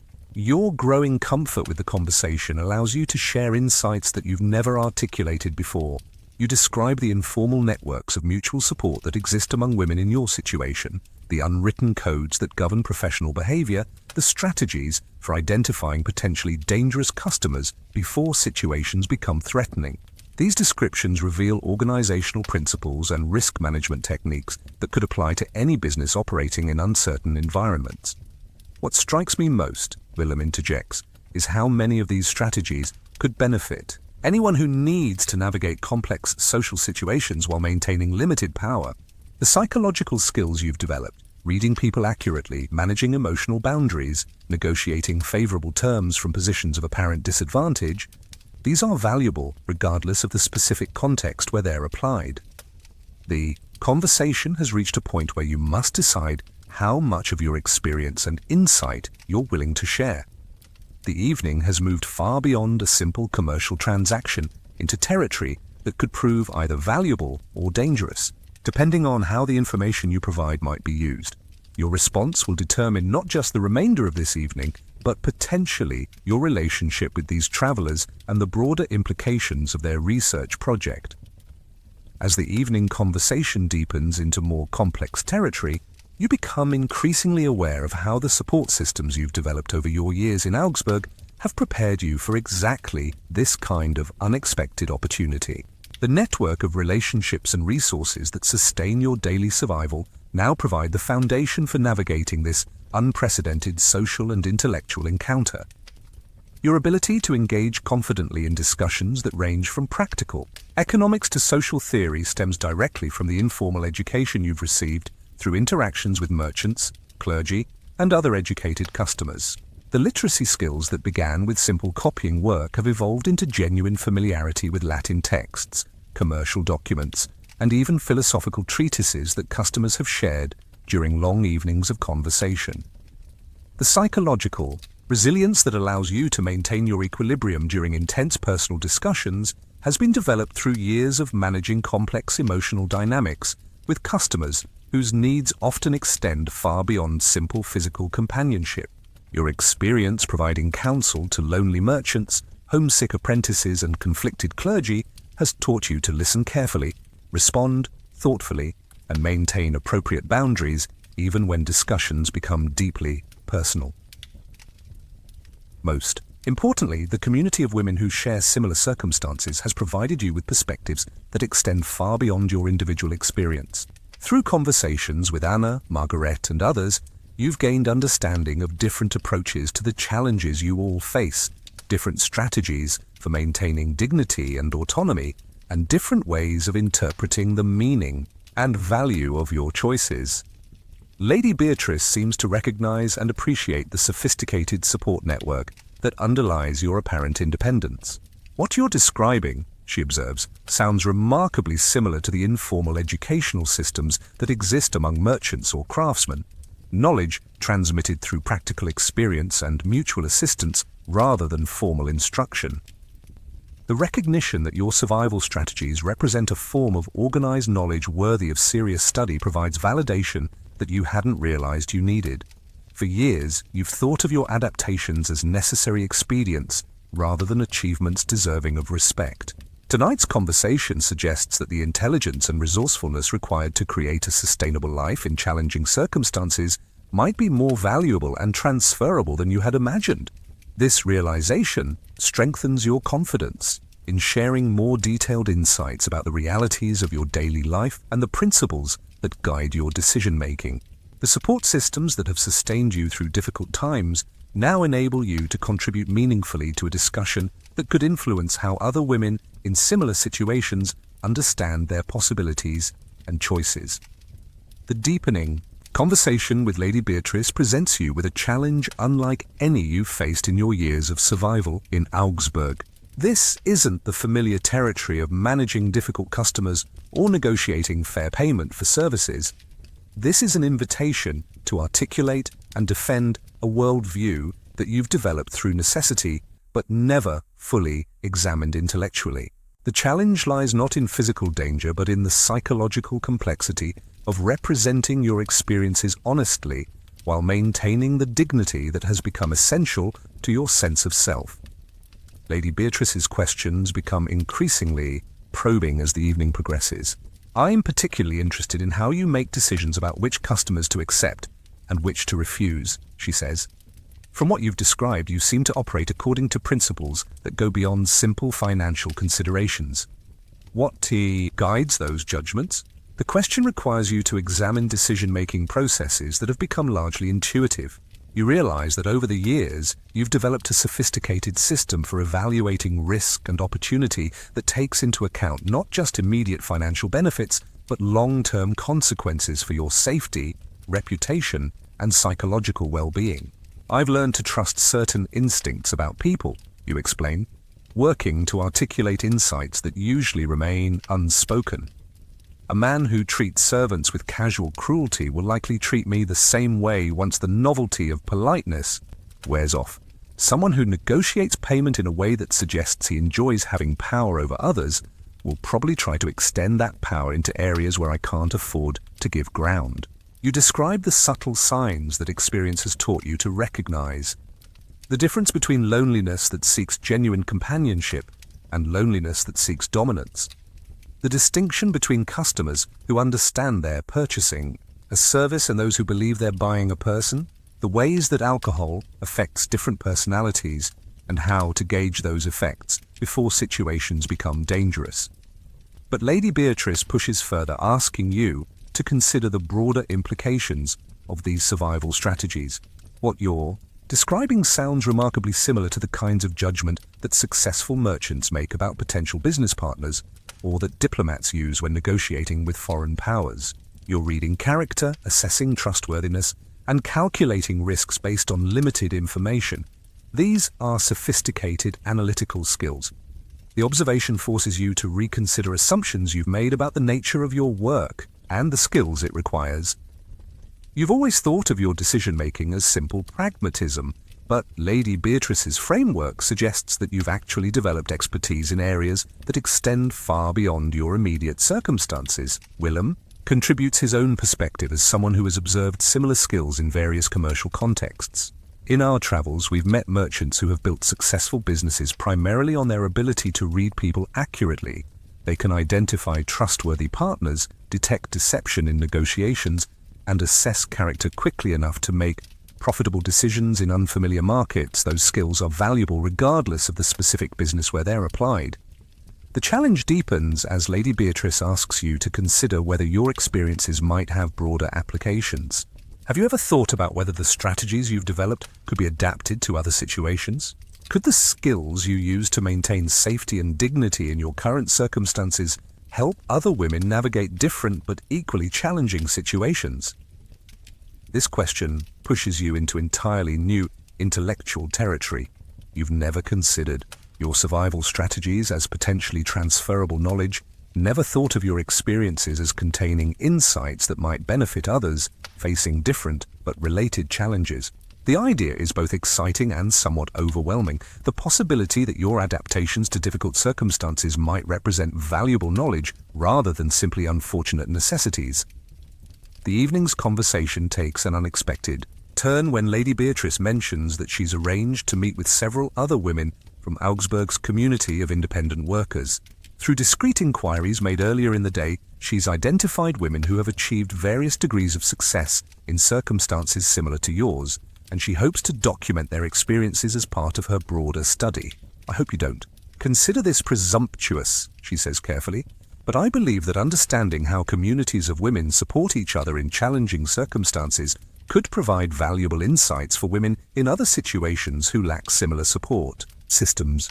Your initial reaction is protective. The network of relationships that sustains you and your colleagues has been built through trust developed over years of shared experience, and the introduction of an outsider, however well-intentioned, could disrupt delicate social dynamics. But as you consider Lady Beatrice's request more carefully, you realize that her scholarly approach might actually benefit the women she hopes to interview. The women I work with have developed remarkable systems for sharing information, providing mutual support, and protecting each other from dangerous situations, you explain. But these systems exist entirely outside official recognition, which means they're vulnerable to disruption by authorities who don't understand their value. Lady Beatrice nods thoughtfully. That's exactly what I've observed in other cities. Women develop sophisticated support networks that provide many of the same benefits as craft guilds or merchant associations, but because they operate in legally ambiguous areas, they receive no official protection or recognition. Over the next hour, 3 other women arrive at the Goldener Hirsch's private dining room.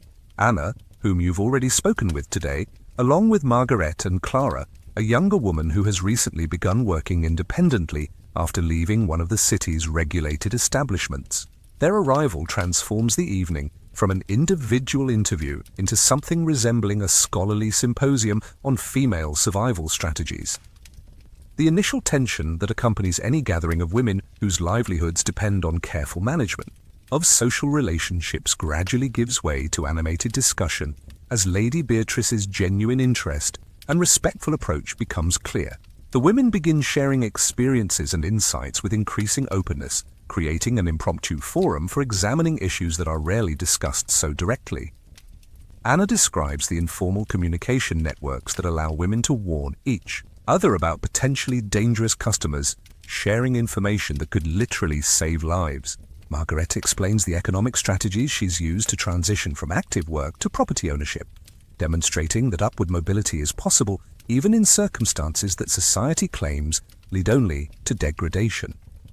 Clara contributes her perspective on the differences between working in regulated establishments and operating independently, comparing the safety and predictability of institutional arrangements with the freedom and potentially higher earnings of independent work. The conversation reveals that what might appear to outsiders as a collection of individual survival strategies actually represents a sophisticated, if informal, social system with its own codes of conduct, support mechanisms, and collective wisdom.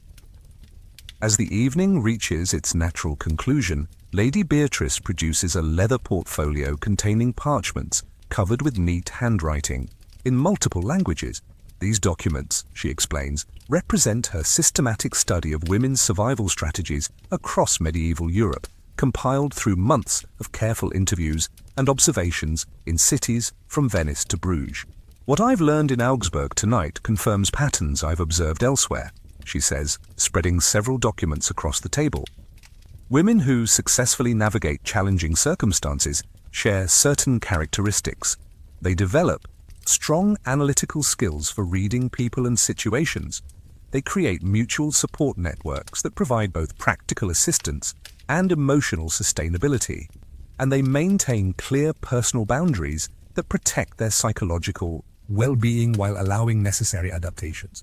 The documents reveal the scope of Lady Beatrice's research: detailed descriptions of women's communities in over 20 cities, analysis of different legal and social frameworks that affect women's opportunities, and comparative studies of survival strategies that have proven successful in various cultural contexts. The work represents a level of systematic scholarship that could eventually influence how societies understand and support women facing difficult circumstances. But more immediately, Lady Beatrice's research offers validation and context for experiences that you and your colleagues have often viewed in isolation. Learning that women in similar situations across Europe have developed comparable strategies provides a sense of connection to a broader community of resourceful, intelligent women who have found ways to maintain dignity and autonomy despite social constraints. I believe this information could be valuable in several ways, Lady Beatrice explains. For individual women, understanding that effective strategies exist and can be learned might provide hope and practical guidance. For communities, recognizing the social and economic functions that these informal networks serve might lead to better policies that support rather than undermine women's survival efforts. Willem adds his perspective as someone who has observed these dynamics from the viewpoint of commerce and trade. The economic principles that govern these women's activities are often more sophisticated than those used by officially recognized merchants. They operate in markets with high risk and limited legal protection, yet they've developed strategies for maintaining fair pricing, ensuring customer satisfaction, and building repeat business relationships. These are advanced business skills that could benefit anyone operating in uncertain economic environments. The evening's resolution takes a form that none of you had anticipated when it began. Rather than ending with the usual arrangements for continued companionship, Lady Beatrice proposes a different kind of ongoing relationship. She offers to compensate you and the other women for continued participation in her research project, treating your insights and experiences as valuable scholarly contributions worthy of fair payment. I would like to propose that we continue these conversations over the remaining days of our stay in Augsburg, she says. Your perspectives could contribute significantly to understanding how societies can better support women who need alternatives to traditional marriage and religious vocation. The knowledge you've developed through practical experience could inform policies that would benefit countless other women. The proposal represents something unprecedented in your experience, the possibility of being valued for your intelligence and insights rather than simply for physical companionship. The offer includes not just immediate compensation, but the suggestion that your contributions might have lasting impact beyond your individual circumstances. Anna, Margaret, and Clara respond with the cautious interest that marks women who have learned to evaluate opportunities carefully before committing to them. The potential benefits are significant, not just the financial compensation, but the possibility of contributing to knowledge that could improve conditions for other women facing similar challenges. As the formal interview portion of the evening concludes, you realize that what began as a routine business arrangement has evolved into something that could genuinely impact your understanding of your own experiences and possibilities. The validation of your survival strategies as legitimate knowledge, the connection to a broader community of resourceful women, and the opportunity to contribute to scholarly work that might benefit others all represent forms of value that extend far beyond immediate financial considerations. The resolution emerging from this evening suggests that survival itself can be a form of expertise, and that the knowledge gained through navigating difficult circumstances has value that society has traditionally failed to recognize or reward appropriately. Alone in your chamber after the evening's extraordinary events, you find yourself examining experiences and assumptions that have remained largely unquestioned for years. The conversation with Lady Beatrice and your colleagues has created a new framework for understanding your life choices, your survival strategies, and your place within the broader social fabric of medieval society. The most significant shift in your thinking concerns the nature of dignity and respectability. For years, you've operated under the assumption that your circumstances necessarily placed you outside the boundaries of respectable society, that survival required accepting a form of social death in exchange for physical sustainability. Tonight's conversation suggests that this assumption may be both inaccurate and unnecessarily limiting. Lady Beatrice's research reveals that women in circumstances similar to yours have achieved recognition and respect in various contexts, not by hiding their histories, but by demonstrating the intelligence, resourcefulness, and integrity that their survival required. The idea that your experiences might represent valuable knowledge rather than shameful secrets opens possibilities that you hadn't allowed yourself to consider. You think about the skills you've developed over your years in Augsburg, the ability to read people accurately, negotiate favorable terms from positions of apparent disadvantage, manage complex emotional dynamics, and maintain psychological boundaries while providing authentic companionship. Tonight's conversation has reframed these abilities as professional competencies rather than survival adaptations, suggesting they might have applications beyond your current circumstances. The validation of your intellectual capabilities feels particularly significant. Your ability to engage in complex discussions about economics, social organization, and human psychology has been acknowledged not as surprising exception to your circumstances, but as natural development of the analytical skills that your survival required. This recognition challenges assumptions about the relationship between social position and intellectual capacity that have influenced how you've thought about yourself and your possibilities. Perhaps most importantly, the evening has provided a new understanding of community and mutual support. The informal networks that sustain you and your colleagues have been recognized as sophisticated social systems that provide many of the same functions as officially recognized institutions. This recognition suggests that the relationships you've built represent genuine achievements rather than simply necessary expedients. The opportunity to contribute to Lady Beatrice's research offers something you hadn't realized you wanted: the possibility that your experiences might benefit other women facing similar challenges. The idea that knowledge gained through your survival might help others navigate their own difficulties provides a sense of purpose that extends beyond individual self-preservation. As you prepare for sleep, you carry with you a fundamentally altered understanding of your situation and possibilities. The evening has not changed your circumstances, but it has changed how you interpret those circumstances and what they might mean for your future. Tomorrow will bring the same practical challenges that have defined your life in Augsburg, but you'll face them with a new appreciation for the skills you've developed and the value they might represent in contexts you haven't yet imagined. The oil lamp in your chamber burns lower as you settle into the quiet reflection that marks the end of extraordinary days.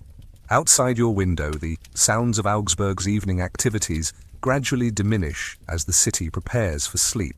The familiar rhythm of closing shutters, final conversations in the street below, and the distant chiming of church bells marking matins creates a comforting backdrop to your thoughts. You find yourself experiencing a form of peace that has become rare in recent years, not just the temporary relief of having secured income for the next few days, but a deeper sense of acceptance and possibility that stems from seeing your life through new eyes. The conversation with Lady Beatrice has provided something you didn't know you needed: recognition that your choices represent intelligence rather than desperation, strategy rather than simply reaction to circumstances. The prospect of continuing involvement in her research project offers a different kind of future than any you had imagined. Instead of simply surviving from day to day, adapting to whatever opportunities arose, you now have the possibility of contributing to work that might influence how society understands and supports women in challenging circumstances. The idea transforms your experiences from private adaptations to potentially valuable knowledge. As you prepare for sleep, you review the evening's revelations with the careful attention you normally reserve for evaluating new customers or business opportunities. The validation of your survival strategies as legitimate expertise, the recognition of your intellectual capabilities, and the opportunity to contribute to meaningful work all represent forms of value that extend beyond immediate financial considerations. The physical comfort of your chamber, the clean linen, the warm wool blanket, the security of locked door, and paid rent takes on new significance as symbols of what you've achieved rather than simply what you've managed to maintain. Each small luxury, each sign of stability represents not just survival but genuine accomplishment under difficult circumstances. Your evening prayers carry different content tonight, focusing less on requests for protection and guidance and more on gratitude for unexpected opportunities and the strength to recognize their value. The God you address seems more like a partner in complex negotiations than a distant judge of moral failures, more interested in supporting your continued growth than condemning your past adaptations. The last sounds from the street below fade into the comfortable silence that marks deep night in a medieval city. Somewhere in the distance, a night watchman calls the hour, his voice echoing off stone walls and wooden shutters. The sound creates a sense of safety and order that allows your mind to relax its constant vigilance and prepare for genuine rest. As sleep approaches, you carry with you a new understanding of your place in the world and your possibilities for shaping that place through conscious choice rather than simple reaction to circumstances. Tomorrow will bring new challenges and opportunities, but you'll meet them with resources you hadn't fully recognized before tonight's extraordinary conversation. The days following your evening with Lady Beatrice settle into a rhythm that feels both familiar and subtly transformed. Your morning routines remain the same: the careful washing with precious soap, the selection of appropriate clothing, the counting of coins that represent security measured one day at a time.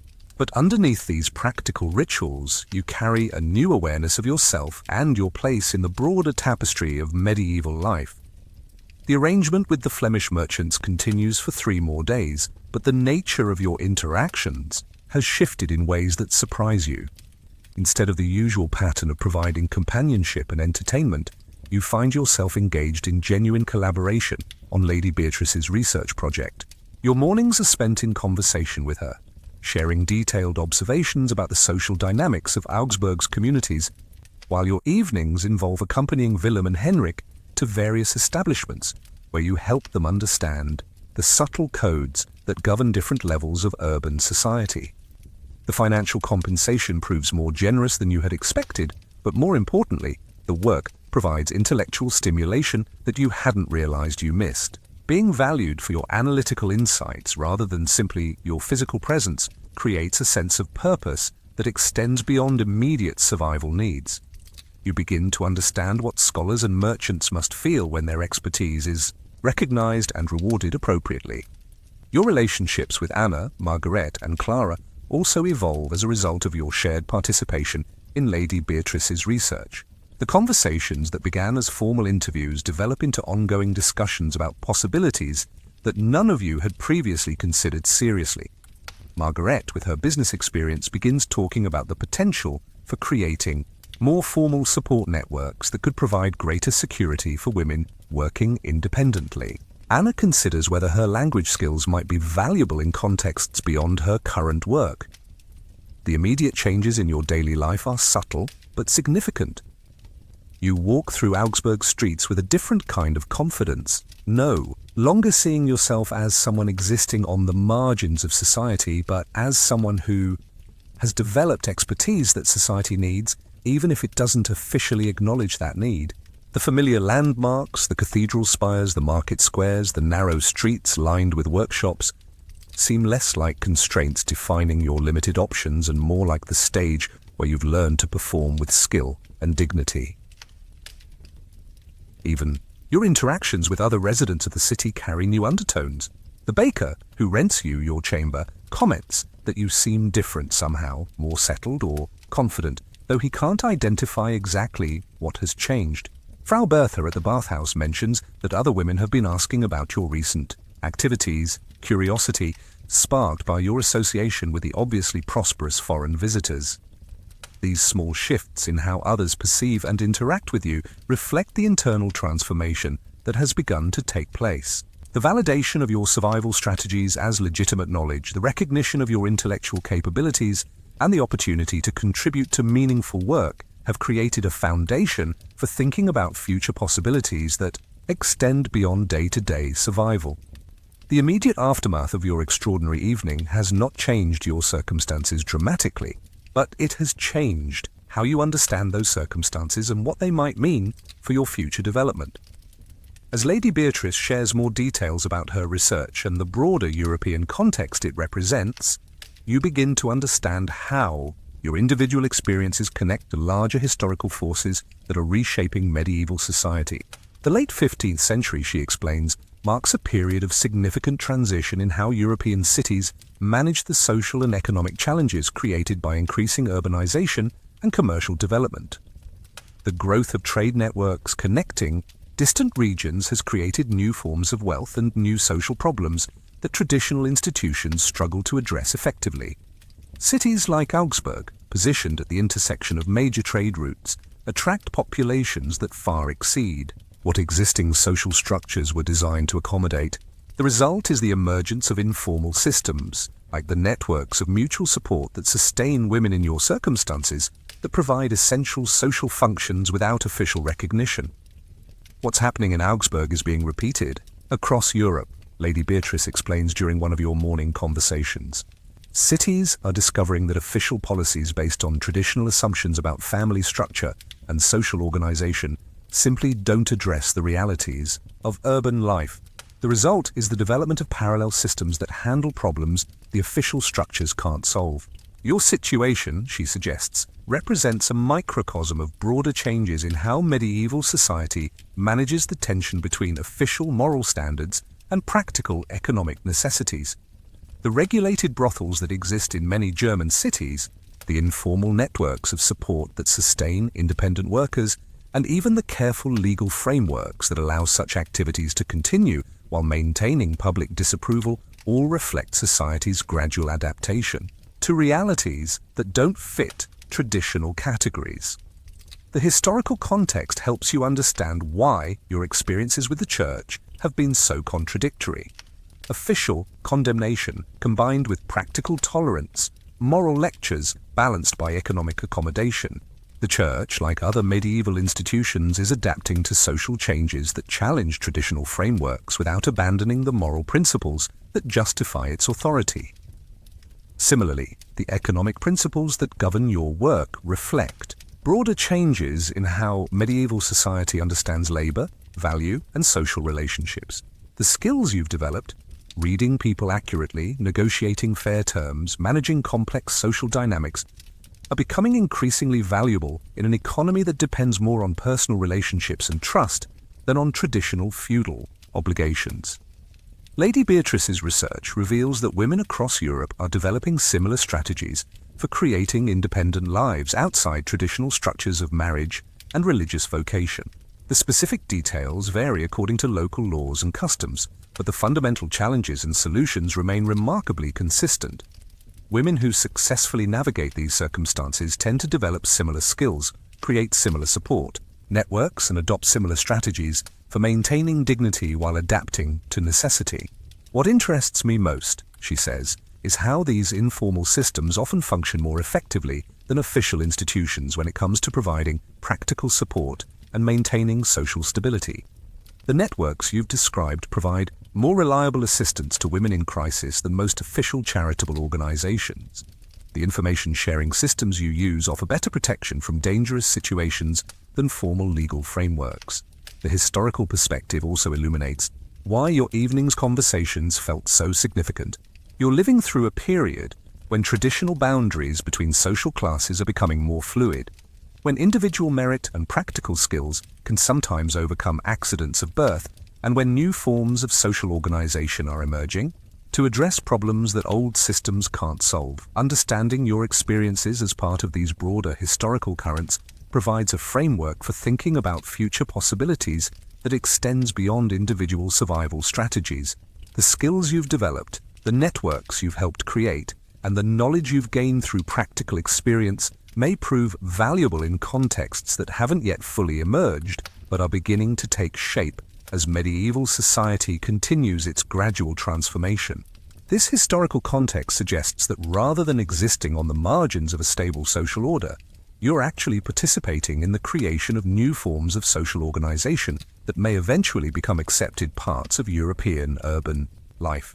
The cultural significance of your experiences becomes clearer as Lady Beatrice places them within the broader context of how medieval European society is evolving to address the challenges created by rapid social and economic change. Your individual survival strategies, she suggests, represent innovations that may eventually influence how society understands and supports women who need alternatives to traditional roles.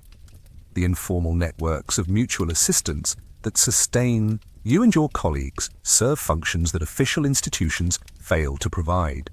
They create safety nets for women in crisis, information systems that protect against dangerous situations, and economic support that allows independent survival without requiring dependence on male relatives or religious institutions.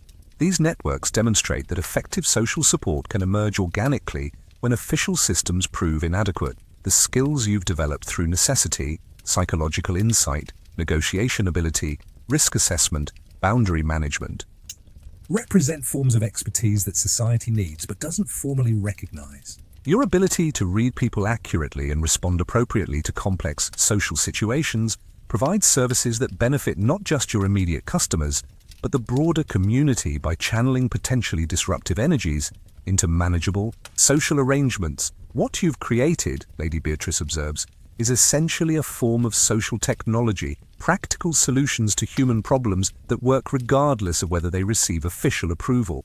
These solutions often prove more durable and effective than formal policies because they're based on direct experience rather than abstract principles.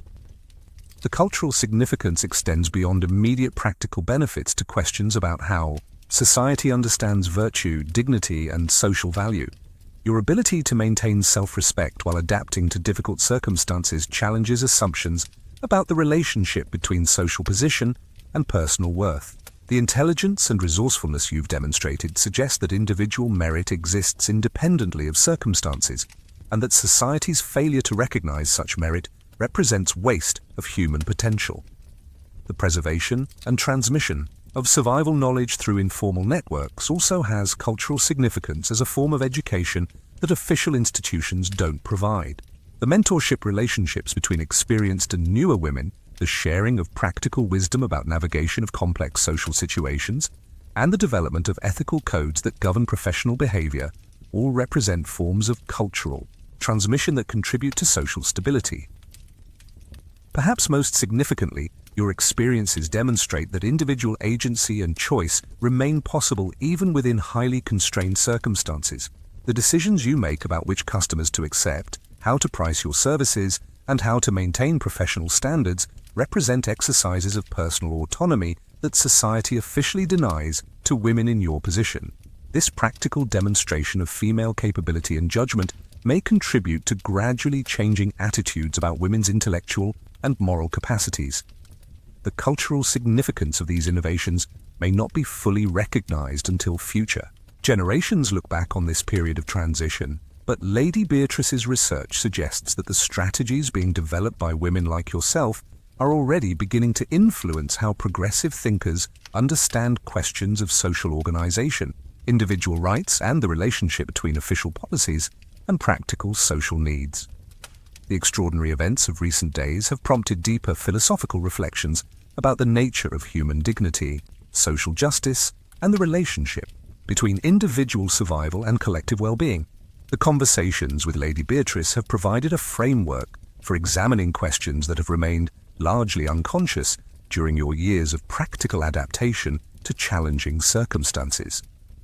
The most fundamental question concerns the nature of virtue and morality in a world where survival often requires choices that society officially condemns. Your experience suggests that the relationship between moral behavior and social respectability is more complex than traditional teachings acknowledge. You've observed genuine kindness and integrity among women in circumstances similar to yours, while witnessing casual cruelty and exploitation among people in positions of social privilege and moral authority. This observation leads to deeper questions about how societies define and maintain ethical standards. If moral behavior is measured by how people treat others, particularly those who have less power or fewer options, then many officially respectable people fail tests that women in your circumstances pass daily.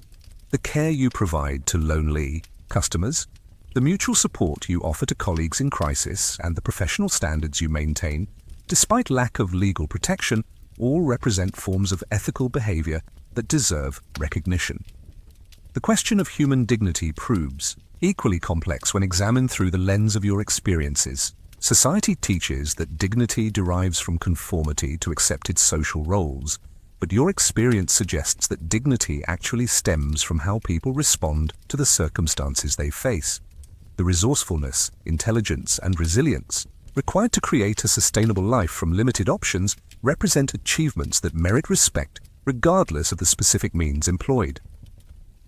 Lady Beatrice's research raises philosophical questions about social justice and the distribution of opportunities. The fact that women across Europe develop similar survival strategies when faced with similar constraints suggests that individual adaptations reflect broader social failures to provide adequate support systems. The innovation and effectiveness of informal networks created by marginalized women highlight the inadequacy of official institutions designed to address their needs. The relationship between individual freedom and social constraints also takes on new meaning when viewed through your experiences. While your choices are limited by circumstances beyond your control, the decisions you make within those constraints represent exercises of genuine agency.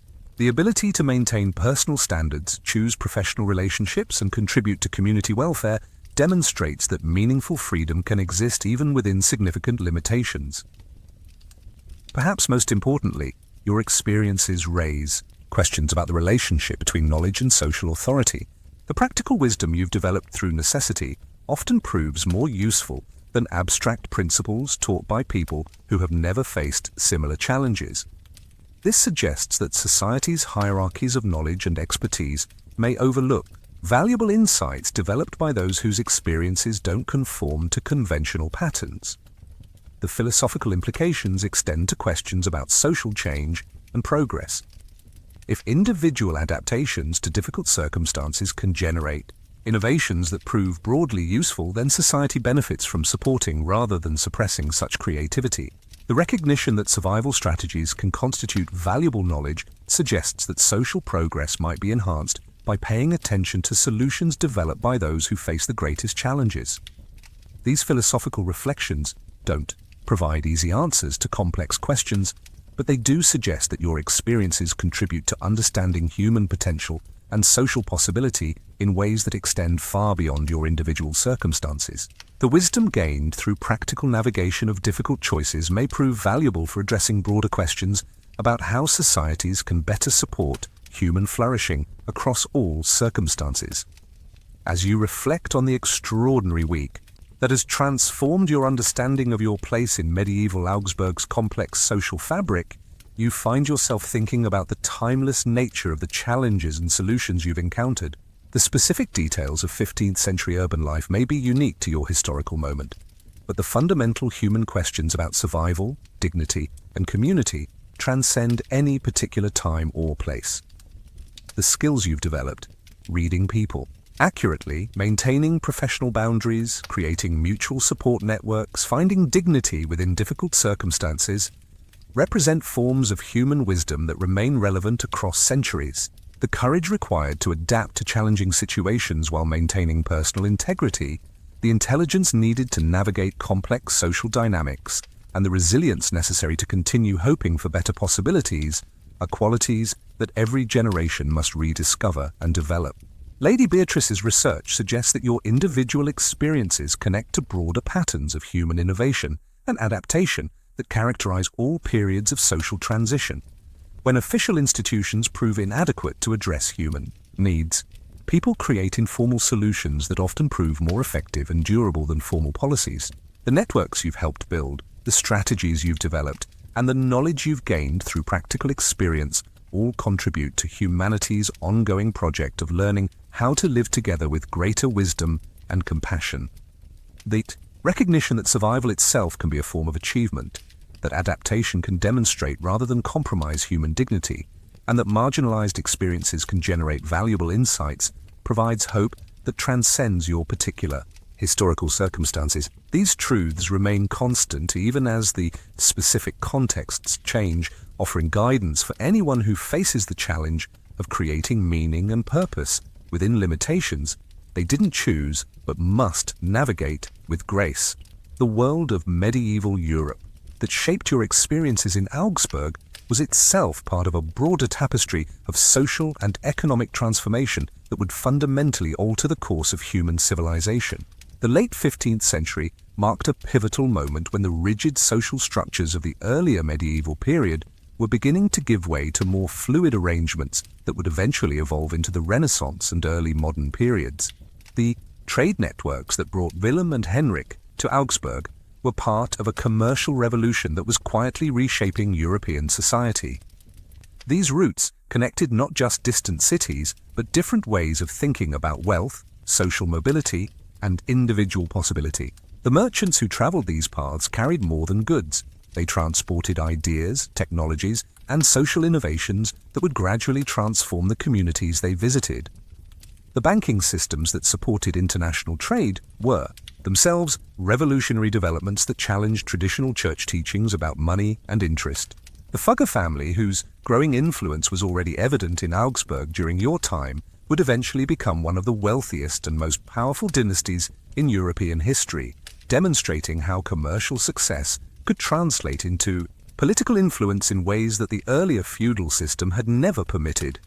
The regulation of establishments like the Frauenhaus represented early experiments in urban governance that would eventually evolve into more sophisticated approaches to managing the social challenges created by rapid urbanization. Cities across Europe were learning to balance moral concerns with practical necessities, developing legal frameworks that could accommodate social realities while maintaining public order. The Church's complex relationship with activities it officially condemned but practically tolerated reflected broader institutional adaptations to changing social conditions. The same period that saw your experiences in Augsburg also witnessed the emergence of new forms of religious expression, including mystical movements that emphasized personal spiritual experience over institutional authority. These developments would eventually contribute to the Protestant Reformation that would fundamentally alter European Christianity. The informal networks of mutual support that sustained women in your circumstances were part of broader patterns of social innovation that characterized medieval urban life. Similar networks emerged among craftsmen, merchants, and other groups whose needs weren't adequately addressed by traditional institutions. These informal systems often proved more effective than official structures at providing practical assistance and maintaining social stability. The intellectual developments of the period, including the gradual revival of classical learning and the emergence of new educational institutions, created contexts where knowledge and expertise could be valued independently of social position. The conversations you had with Lady Beatrice reflected these broader intellectual currents, demonstrating how practical wisdom could be recognized and studied alongside more traditional forms of scholarship. Technological innovations of the Weist period, improvements in navigation, manufacturing, and communication, were creating new economic opportunities that allowed individuals to achieve prosperity and influence through merit rather than birth. These changes would eventually contribute to the social mobility that characterized later periods of European history. The legal developments of the late medieval period, including the gradual codification of commercial law and the establishment of more sophisticated court systems, provided frameworks that could support the kind of economic activity that sustained cities like Augsburg. These legal innovations made possible the complex commercial relationships that connected your local experiences to broader European and global networks. The cultural changes of the period, including new forms of artistic expression and literary production, reflected growing interest in individual experience and psychological complexity. The recognition of your insights as valuable knowledge participated in broader intellectual movements that would eventually lead to more sophisticated understanding of human nature and social organization. The gradual changes in attitudes toward women's capabilities and social roles, while still limited by modern standards, were beginning to create spaces where individual women could exercise greater agency and achieve recognition for their achievements. Lady Beatrice's research project represented one example of how changing intellectual frameworks could create new possibilities for women's participation in scholarly and cultural life. These broader historical developments provide context for understanding how your individual experiences connected to larger patterns of social change that were reshaping European civilization during one of its most transformative periods. The strategies for survival and community building that you developed in medieval Augsburg echo patterns that appear across different cultures and historical periods, suggesting that certain aspects of human social organization transcend specific geographical and temporal boundaries. The networks of mutual support that sustained women in your circumstances bear striking similarities to systems that emerged independently in various societies facing comparable challenges. In the Mediterranean world, the ancient Greek concept of hetairoi represented a social category that, while different in specifics, shared certain structural similarities with your situation. These women achieved recognition for their intellectual accomplishments as well as their companionship, demonstrating that societies have repeatedly discovered ways to acknowledge the value of women who operate outside traditional domestic roles. The Chinese tradition of courtesans who became accomplished poets, artists, and cultural influencers provides another example of how different societies have created spaces where women could achieve recognition and influence through skills that extended beyond conventional expectations. The parallel development of such roles across cultures that had little contact with each other suggests that these arrangements fulfill universal human needs that transcend specific cultural contexts. Islamic societies developed their own versions of regulated systems that balanced moral concerns with practical necessities, creating legal frameworks that could accommodate social realities while maintaining religious principles. The concept of temporary marriage contracts and other institutional arrangements reflected similar attempts to manage the tension between official morality and practical human needs. The Japanese tradition of geisha culture, while emerging in a different historical period, demonstrates how societies can create sophisticated systems that recognize and reward women for providing cultural and social services that extend far beyond simple companionship. The training, artistic accomplishment, and social recognition associated with these roles parallels some aspects of the intellectual development that characterized your own experiences. Indigenous societies across various continents developed their own approaches to integrating women who didn't fit conventional domestic roles, often creating special social categories that acknowledge their unique contributions to community life. These arrangements frequently recognized such women as possessing particular wisdom or spiritual insight that benefited the broader community. The universality of certain survival strategies across different cultures suggests that human communities repeatedly discover similar solutions to fundamental challenges. The importance of accurate assessment of character and intentions, the value of mutual support networks, and the necessity of maintaining personal boundaries while providing services to others appear in various forms across numerous societies. In even the economic principles that governed your work in Augsburg reflect broader patterns of market behavior that appear wherever people engage in service relationships outside formal institutional structures. The negotiation of fair pricing, the establishment of professional standards, and the creation of reputation-based business relationships follow similar patterns across different cultural contexts. The philosophical questions about dignity, virtue, and social value that your experiences raised have been addressed by thinkers in various traditions, often reaching similar conclusions about the relationship between individual worth and social circumstances. The recognition that human value transcends social position appears in religious and philosophical traditions across cultures, suggesting that your insights connect to universal aspects of human experience. These cultural connections provide reassurance that the challenges you faced and the solutions you developed participate in broader patterns of human wisdom that have emerged repeatedly throughout history. The recognition that your experiences echo universal themes of resilience, adaptation, and community building connects your individual story to the larger human story of learning to live with dignity and purpose regardless of circumstances. See, fundamental human challenges that shaped your experiences in medieval Augsburg continue to resonate in contemporary life, though expressed through different social structures and cultural contexts.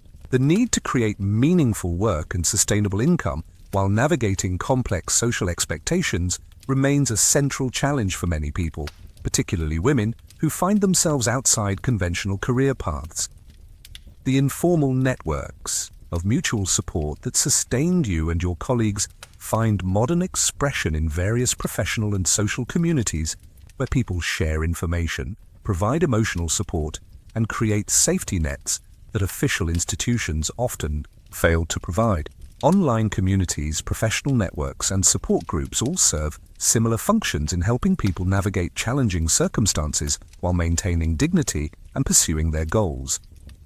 The skills you developed through necessity, reading, people accurately managing complex emotional dynamics, negotiating fair terms from positions of limited power, maintaining professional boundaries while providing authentic service, remain highly valuable in contemporary contexts. These abilities are now recognized as essential components of emotional intelligence, customer service excellence, and effective leadership in various professional settings. The tension between official moral standards and practical social needs that characterize medieval attitudes toward your profession continues to appear in contemporary debates about various forms of work and social arrangement. society still struggles to balance idealistic principles with pragmatic recognition of human needs and economic realities.